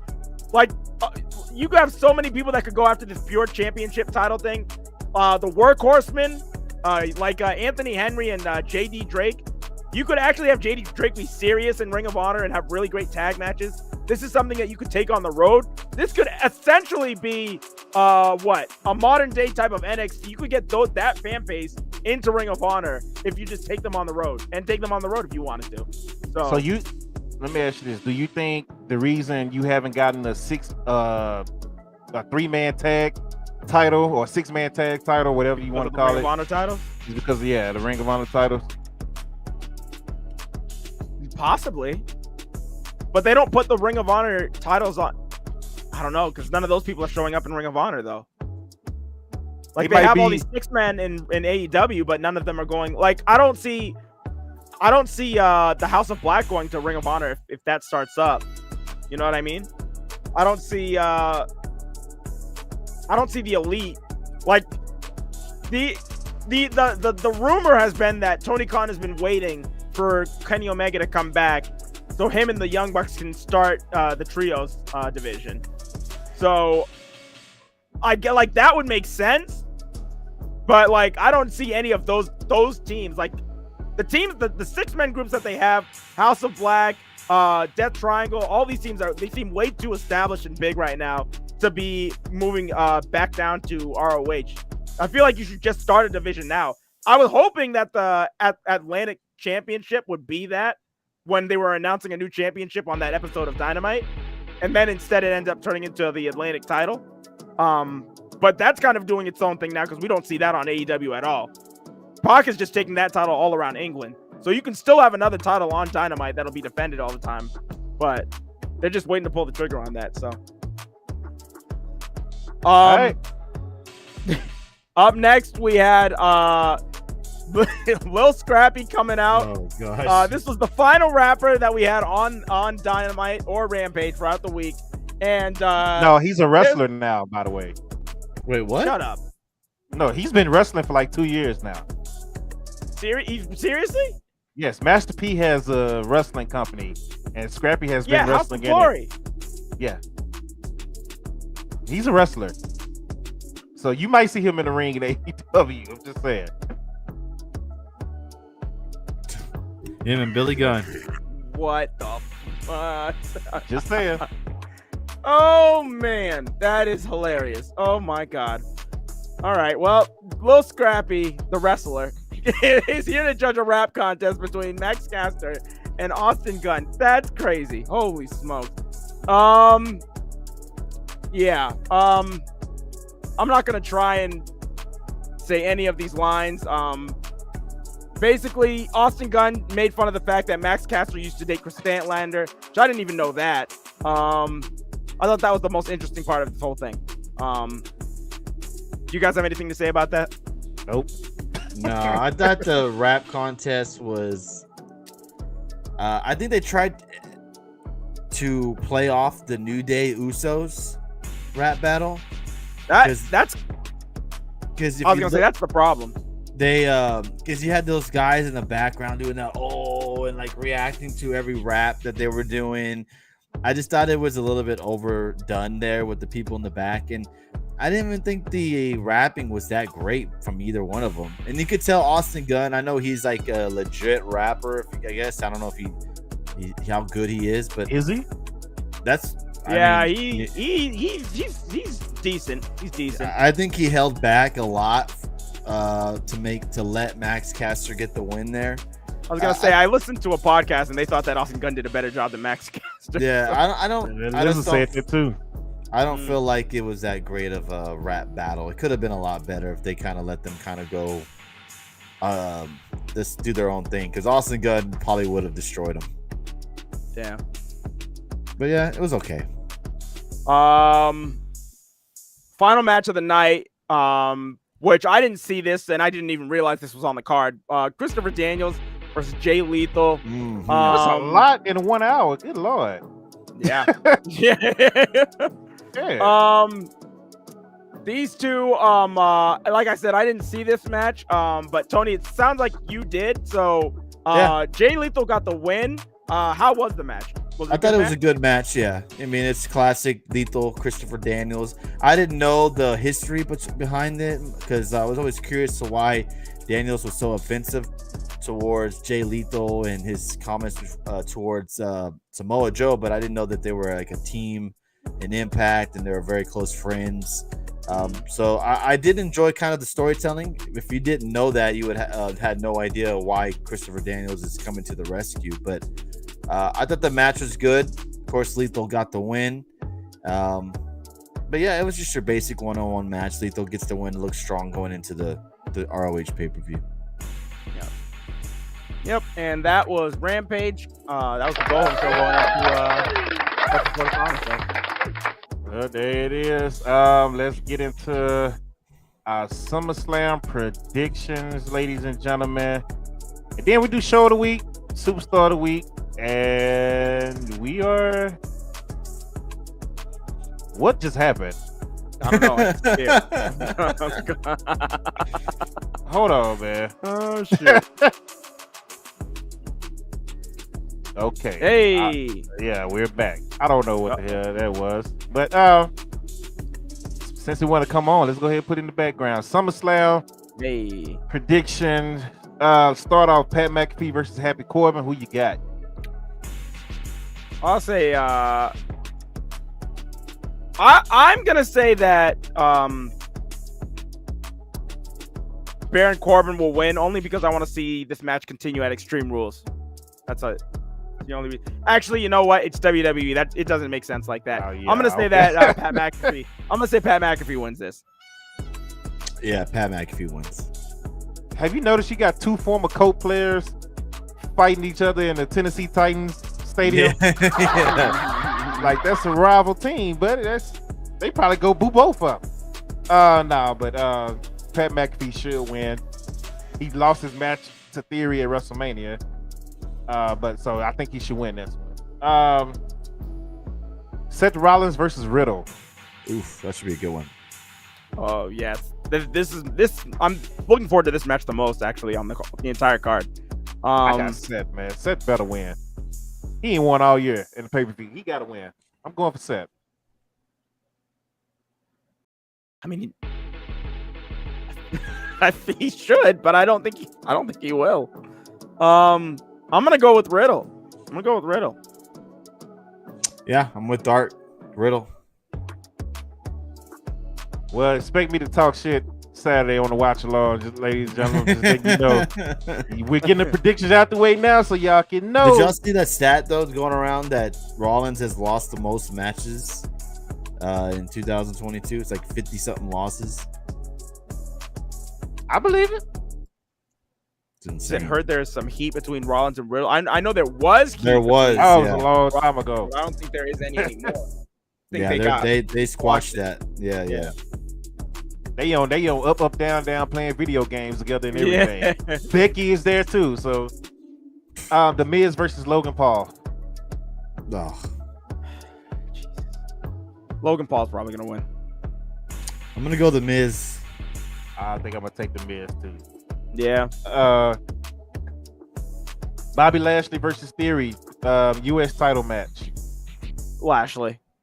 Yeah, Lashley. With you there. I'm trying to think. Why would they take it off of Lashley? I'm gonna go with Lashley too. Liv Morgan versus Ronda Rousey, SmackDown Women's title. I'm gonna go Liv Morgan. Liv. I think Liv wins by cheating. How? Oh, I think she cheats. What up, Push? I want Liv to win, and I want that to turn Ronda more serious and into like a heel.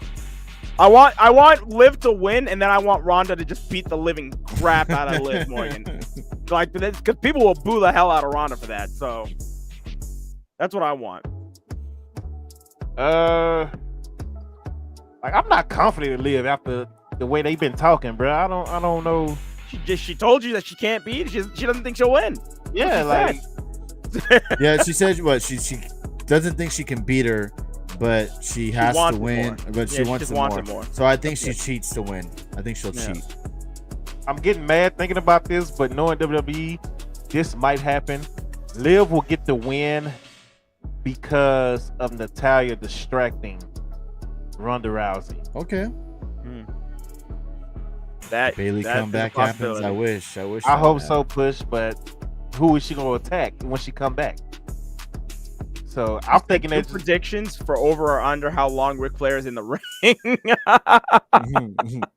Hey, Oh, that card Lord. is low-key nice though. I might get Hey, that. that card is nice, man. I want to that see card is nice. Part 2 versus Josh Alexander for that title. See, that's the problem with this card is that it's so nice. Like, people are gonna buy this, and that's how they're gonna trap everybody into getting to the main event. Because this whole thing looks fire. That whole card looks insanely good. That It's might like be the 5 match of the different weekend. promotions that they've got on that card. Bruh, It's so- huge. New Japan, AAA, Impact, CMLL, freaking MLW. Everybody's involved in this. It's crazy. It's a super show. Yeah. Yeah. I really only want to see one match though, and that's Spot 2 versus Josh Alexander. So That should match be a would be dandy. nuts. Oh my god. and honestly, I'll probably, since that's the only match I really want to see, I'll probably just do the low key link instead of paying for it and just letting you know. Moving on, but you didn't hear that here, so I'm just saying. Bianca Belair versus Becky Lynch. Oh God, if Becky Lynch wins, She better not. And y'all know I'm the only one that actually take up for Becky, but she better not win this match. Bianca Belair should beat the shit out of her, squash her like Becky did last year at SummerSlam. I got Obviously, Bianca. that won't happen, but I'm going with Bianca. I'm gonna say Bianca. Yeah, I hope to God that Becky doesn't win. Because if Becky wins, then this shit's gonna keep going for another year. It's gonna be terrible. Honestly, Push, I think that's when Bayley comes back. Bayley comes back to attack Bianca. They still got history, unfinished business. So from last year, Money in the Bank, they got unfinished business. So that's when Bayley is coming back. Push. That's my prediction. Not against Liv and what's her name, but against Bianca and Becky. The Usos versus the Street Profits, tag titles on the line. I think the Usos retain. Yeah, easy. Oh man, my heart wants to go with the Street Profits, man, but you know they ain't winning. Gotta go to the Usos. Bianca retained with the help of Oscar. Nah, buddy, that's not happening. That's definitely not happening. They don't. Nah, Oscar's done as far as being in any type of title picture. No matter if she's helping somebody. No. I got the Usos as well. Roman Reigns, Brock Lesnar, last man standing match. Who wins? Does Austin Theory cash in? And is he successful? I'm gonna say that he will cash in and he will lose everything. Wow. I don't think he cashes in on SummerSlam. I think he teases it, but doesn't happen. Like he gets like attacked or beat up before he can actually cash in. I think Roman wins though. If I'm WWE, and I said this on your show, I think a week or two ago, if I'm WWE and the plan is for Roman and Drew and maybe Roman to drop the title to Drew, I would have Theory cash in at the Castle show and beat Drew. Because that would be the ultimate heat right there, having him beat him in his home country. And I think that would be crazy. That makes too much sense, Tony. That's why he's not going to do it. That's if Theory is going to win and cash in and win the title. But Lizard King makes a good point. Maybe Dolph gets involved and stops Theory from cashing in. What's the deal with that? Showtime 2 Wavy, welcome, man. What's good, my guy? Make sure y'all follow my guy Showtime 2 Wavy as well. What's the deal with Dolph? I don't know. I just saw, you know how people post highlights and stuff from the house shows? I did see that they've been wrestling each other at house shows, but I don't understand why Dolph is going after Theory. I did see someone make a point that maybe that Ziggler's that guy to show that, like, to have them prove that they're good, to be that they're on that next level, kind of how what he did with Braun Breaker. Maybe this is what they're doing with Theory, but I would like an explanation. It'd be nice of why Ziggler's all of a sudden getting involved with Theory's matches and stuff. I got Roman winning. I think Theory's gonna come out and try to cash in, but the Usos are gonna take him out, and so he doesn't cash in, and he's gonna hold on to that briefcase for another whatever. You know, I'm remembering what I had said last week. What I said was that I think Roman is gonna get destroyed from the match with Lesnar, and the Usos will have been taken out by the Street Profits or somebody earlier in the match, probably, or maybe Lesnar himself too. So Theory's gonna try and cash in on Roman, but then Solo Sikoa will make his debut and stop Theory before he can cash in. So that was what I said last week. I just remembered that. He was at SmackDown before he got jumped on SummerSlam. He was outside of SmackDown before he got jumped by Von Wagner. No, there you go. Von Wagner. Because he's useless on NXT right now. He's too over. He is so over on that show, and just he's beyond it. I think he's beyond NXT at this point. That might be what they setting up, because they did mention him being outside of SmackDown before he got jumped, and he was like, "I'm here to see my family and enjoy the show." Yeah, I'm curious if they maybe try to do like a loophole where maybe a part of the match where, say, Brock and Roman knock each other out, do some type of move where it's so devastating they're both out. Spear through the barricade. And yeah, something around those same lines. Same old shit. And Theory cashes in and puts himself into the match to try to win it that way. Because if he cashes in during the match, it's a last man standing. Doesn't technically have to win by pinfall. He can just see. It's a loophole, but I don't know. I don't see it happening. But it'd be interesting to see if they try to throw out some creative stuff for a cash in. All right, well, there go our predictions. Superstar of the week, show of the week, and we're up out of here.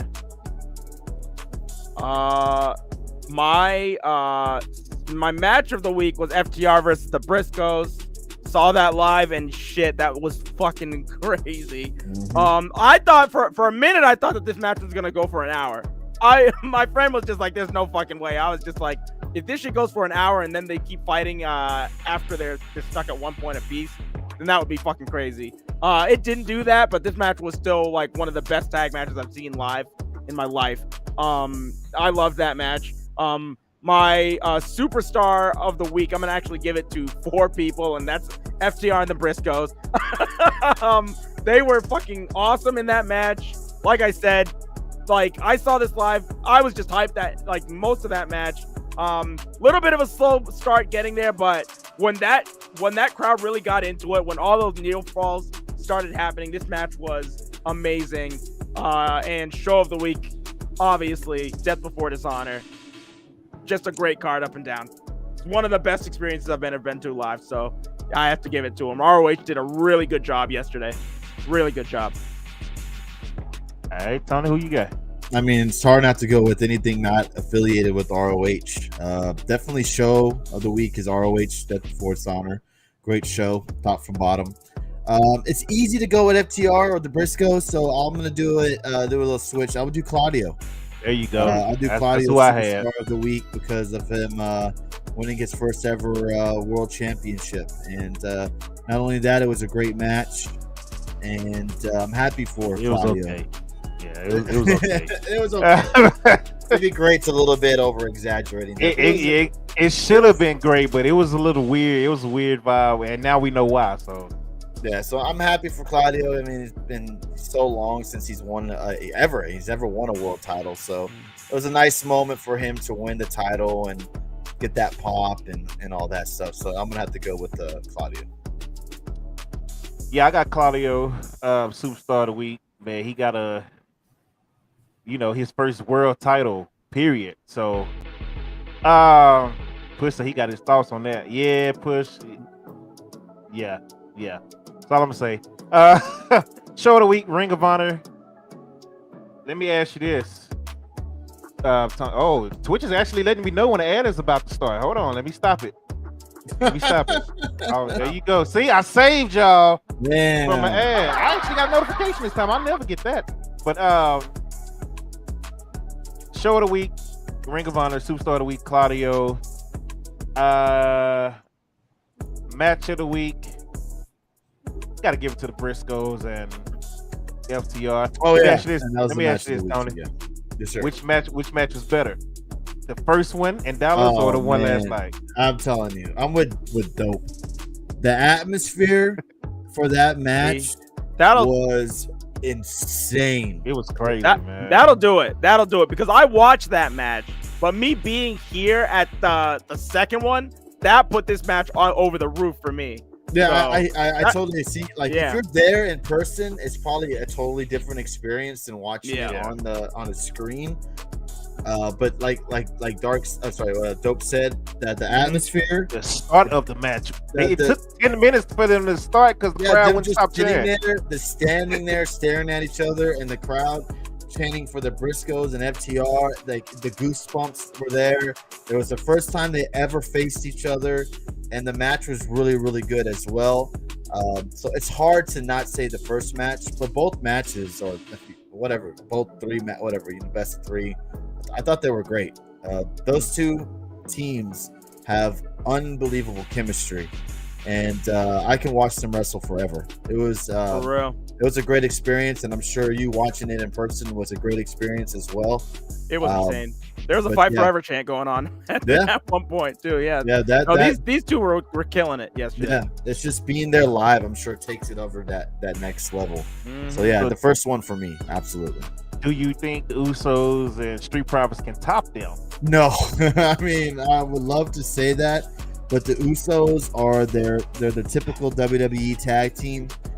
They're not going to go outside the box and do crazy moves or crazy stuff. The Usos, I'm sorry, Tony, go ahead, finish what you're saying. But other than that, I mean, the Street Profits, like, I blow smoke up their ass a lot. They're a great tag team. I love them, but they're not on the level of a FTR or the Briscoes, unfortunately. Maybe one day, but they're not to that level. And the Usos, I don't know what the Usos are, because people sleep on the Usos. The Usos to me are a top 5 tag team, no doubt about it. But a lot of people feel like they're part of the whole WWE system.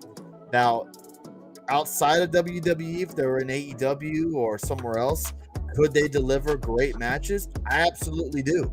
Some people don't, but I just feel like WWE's not going to allow those two tag teams to have a type of match like we got with FTR and Briscoes, unfortunately. I mean, we'll see. Vince is gone. I think teams like Usos and the New Day are like their top 10 tag teams that could be top 5 tag teams, because they are right now are wrestling at a roof. They are wrestling at a ceiling that they are not allowed to go past. And if they were allowed to go other places, look what happened to FTR when they left. Look what happened to them. They went to other places, they blew up, and now people are considering them the best tag team in the world. So let me ask you this. If Triple H goes into the locker room Saturday before SummerSlam and say, look, I'm going to let you guys, I'm going to give you the freedom that I gave NXT Black and Gold during takeovers. You don't think the Usos and Street Profits put on something? Yes. That would elevate them 1,000%. Yeah. If they're allowed to go out and do whatever they like and have a certain amount of time where they can do it, absolutely. People like I think Lizard King said in your chat, the Usos are very underrated. I think people like Dark said, they have that ceiling to where they have the typical same tag team matches all the time, but they are a great tag team. And I feel like people who say that if they were to go somewhere else, they wouldn't be able to deliver those type of matches are just ridiculous. I agree, like with Dark. FTR have elevated themselves to another level once they left WWE. If the Usos did that, they would do the exact same thing. Well, that's not happening. So. The slander from the Usos is ridiculous, and the people that think they're not a great tag team, I feel like are just the ones that just dislike everything WWE brings to the table. Yeah. That's all it is. Yeah. Speaking of losers, WWE Garrett. I don't know who the hell that is. I don't know who that is. I don't know how you don't ever see him on Twitter. I never see him. As busy as you are in the wrestling community, I'm highly surprised you don't see this man. Is he a guy that like hates everything AEW? Yes. I mean, I could tell by the name, but I'm sure that's. He's in the Ring of Honor live stream on YouTube AEW and Ring of Honor will fail. Show love to the Fed. Show love to the Fed. AEW Ring of Honor will fail. He just kept typing it. Like, bro, me too, Push, but he was in a YouTube stream last night. That's why I took a picture and sent it to y'all. Loser, bro. Y'all some losers. That's a no life right there. That's ridiculous. If you don't like a show or a brand, don't watch it. Stop. Anyway, I'm not doing that. We already went over time today. Adding extra stuff, so I'm not gonna go with the rant because That's how sad of a life do you live? Yeah, you got to go to another organization's live stream and promote a company that doesn't pay you shit. Like that is at all. That is a definition of a loser. I'm sorry. This is the same guy who talked all this racist crap about Keith Lee when Keith Lee first left WWE. Now that he's a champ in AEW, now he's like, free Keith Lee. We need Keith Lee back in WWE. And all. What? Racist shit. What did he say that was racist about him? Like what? He called him as soon as Keith Lee showed up on AEW. People were saying that he was like free from WWE, so he was gonna be having good matches and stuff like that. So he went onto underneath AEW's like video of Keith Lee making his debut, and he called him Kunta Keith Lee. Oh yeah. Wow. Yeah. And then he tried to, and then he made like another statement about like the only people, chanting for him are the people like this dude that has like it was like a kid in the crowd that had like his hair in like waves, like a black kid. So he's like, these are the only people cheering for Keith Lee. Like he was saying some really terrible. Hell yes. No. Yeah. Oh yeah. People follow him. Oh, a lot of people follow him. A lot of people follow him. There's a lot of people. JD from In the Wild. People follow his dumb ass too. Yeah, granted, he doesn't say racist shit though. Like he's still a dickhead. I mean, that's stuff that you should. People are people. I can't be one to say anything, but that's fucking horrible. Yeah, I can't believe that guy actually has a following. That's horrible. I mean, it's streamers on our platform that got following. Let's not go there. Let's not go there. So I hear you, brother. I hear you. Everybody can get a following, apparently. So except the people that's trying to do it the legit way and actually cover everything and be down the middle with everything and just praise what it needs to be praised and call out what needs to be called out. We're the ones that they got a big. Please go follow YouTube. Please go subscribe here. Please do this. We're giving you great content. Please do this. Please do that. Nah, it's just the idiots that just say some outlandish shit. Oh, hella follow. I like that, dumbass. Like, fuck out of here with that bullshit, man. James said, why they sound like Jim Cornette? Fuck him too, by the way. We definitely not trying to do that. And Push, I'm with you. But yeah, man, that's all we got for today, man. I appreciate y'all joining. I appreciate getting tables hopping on. Make sure y'all follow him. Yeah, all the streamers. So it's yes, fun. sir, man. I told you it's open invite with me. So when it comes to you and Dave, it's open invite. So and Push. Shout out to all the streamers that came through. Speedball, Rating, my guy MT Darkness, Nasty Dunk in the building, Max, Adam in the building, Push Play in the building. Mr. Boggs in the building, Showtime 2 Wavy in the building. Trying to make sure I don't miss anybody else that streams. Quick question. Yeah. 4-man booth next weekend? Yeah, I'll be here. So yeah. I should be here. Yeah, I should be look, here. Dark, look happy. Yep. Get your drinks ready, Dark. Fuck SummerSlam next weekend. Fuck. Dark, Shit. It's different. It's different with WWE. Dark is gonna be drinking here. Hey, just bring it, man. It's fun. My guy James on YouTube, man. I really appreciate you, especially on YouTube, because I'm really trying to keep building that one up. I've been building it up low key. And it's getting there, man. It's getting there. So shout out to James for coming through. James said, Tony, don't forget that mint shake for SummerSlam. Yes, sir. Oh, Dark, I'm embarrassed to say this. So I just found out my son puts mayo on hot dogs. Oh, I was gonna start cheering. I was like, I don't think that's something I should cheer for out loud. It's not bad. There's nothing right, Jay. This has been a trap. This whole trap. I feel like I don't know how to react to this. It's not weird. It's not weird. It's not. Bruh. I went to my mom's house. He was at my mom's house. I went over there, and the first thing they said, they just looked at me. I said, "What? What did he do?" I thought he did something bad, acted up, or got in trouble. Your son put mayo on a hot dog. I was like, no, the F he didn't. No,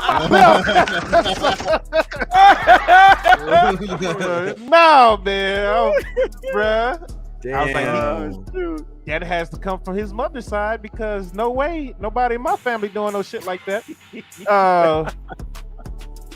He says mayo mixed. No. Speaking of ketchup, that's another thing. This is my oldest, by the way. He's 10. Another thing I saw him do. It's fantastic. You should try it sometimes. It's A1. It's not. It's another thing that he did that I noticed during 4th of July. And he don't know any better. He thinks all potatoes are the same. So he got his first baked potato and he put ketchup on the shit. Oh. I was like, what the fuck are you doing, son? Like, you embarrassed me. I snacked the shit out of his head. That shit up. Go get something else, man.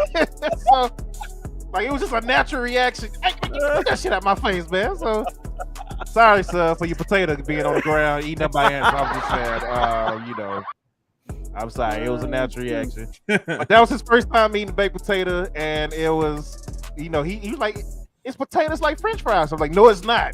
It's real different. So I showed him like barbecue sauce and all that other stuff, and he was like, okay. He liked it. So yeah. Take that man to Wendy's. But yeah, I had to confess that because we've been getting on Dark, man, about the mayo on the hot dog. So you got a partner now in Lil Dope, man. So Lil Dope.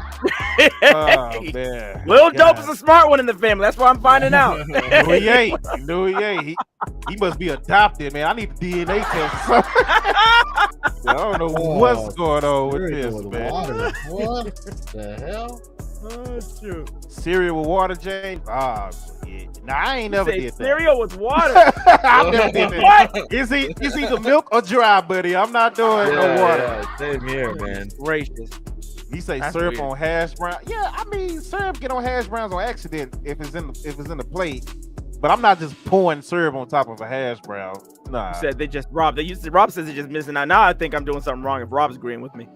Yeah, you definitely doing something wrong. Exactly. That's what I'm saying. You said unmod me right now. Yeah, there you go. Get him out of there. Hey, why y'all coming after me? I don't like this. I don't like Cereal with water. Yeah, he a menace, Lizzo. I'm telling you, man.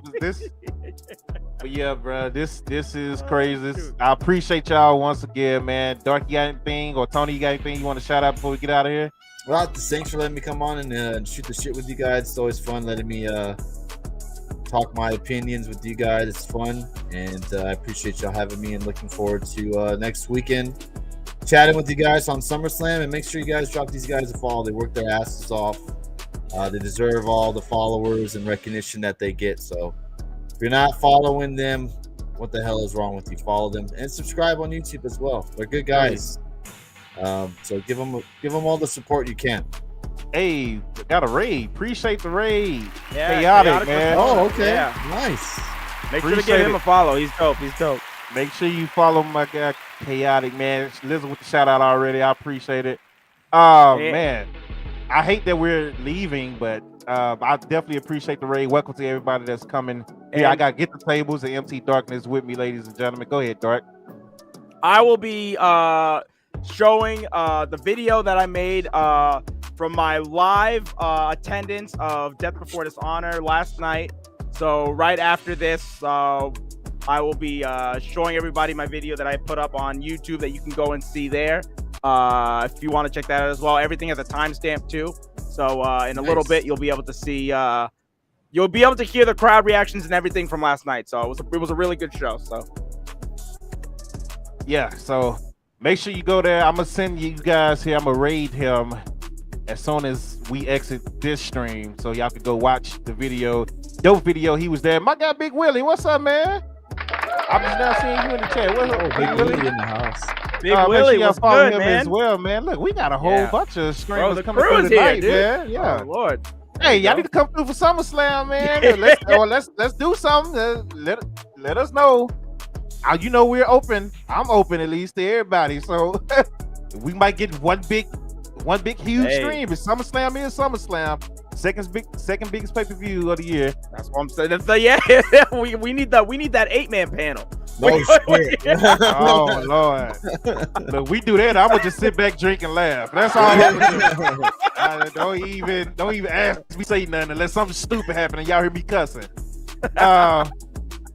Rob say budget cut overtime. Yeah, we did go overtime today, but it's cool. We had a lot to talk about. Vince McMahon, Ring of Honor, Speedball came through on MT Darkness page, man. We had to, then get the tables coming through. Hey, it's cool. It happens. We've been doing good the last 2 months, 3 months, up until last week and this week. And last week we went over by a couple of minutes. So I mean, it is what it is. It happens. Everybody is having fun. That's all that matters. If you're having a good time, I try not to keep y'all long, so I apologize if it is too long for some of y'all. But follow Get the Tables, follow MT Darkness. Dope content on YouTube, ladies and gentlemen. My members, shout out to my new members, the second tier cousins, as I call it, the second cousins tier. I do have the full Ring of Honor. Link up in there, the video up in there. So if you subscribe and you're a YouTube member, you can watch it right now on my YouTube in the community section. If you're not in the community section, but people that's just not, members, it's for everybody. Come through, man. I've been active. That's like my Discord now. So I'm in there posting stuff, podcast related, entertainment related, and just chatting it up. So come in there. I'm not really on Discord like that anymore. I'm in there just to check out like the homies and chat it up with y'all, but I'm YouTube community. That's where I'm at. So come check out some stuff, and I appreciate y'all. Much love. I hope y'all have a good evening, and I guess I'm gonna just send the raid to Dark now. Dark, you got anything else? Nope. I'm gonna get the video up and ready. If you guys are here right now, I'm about to start that up for you guys in a second. So, yeah. Tony, you got anything else? No, that's it. Thank you for having me. I'm gonna go check out the video that Dark's and stuff. So. All right, Thanks, guys. Let me get an exit video up until that raid come through. All right, y'all be.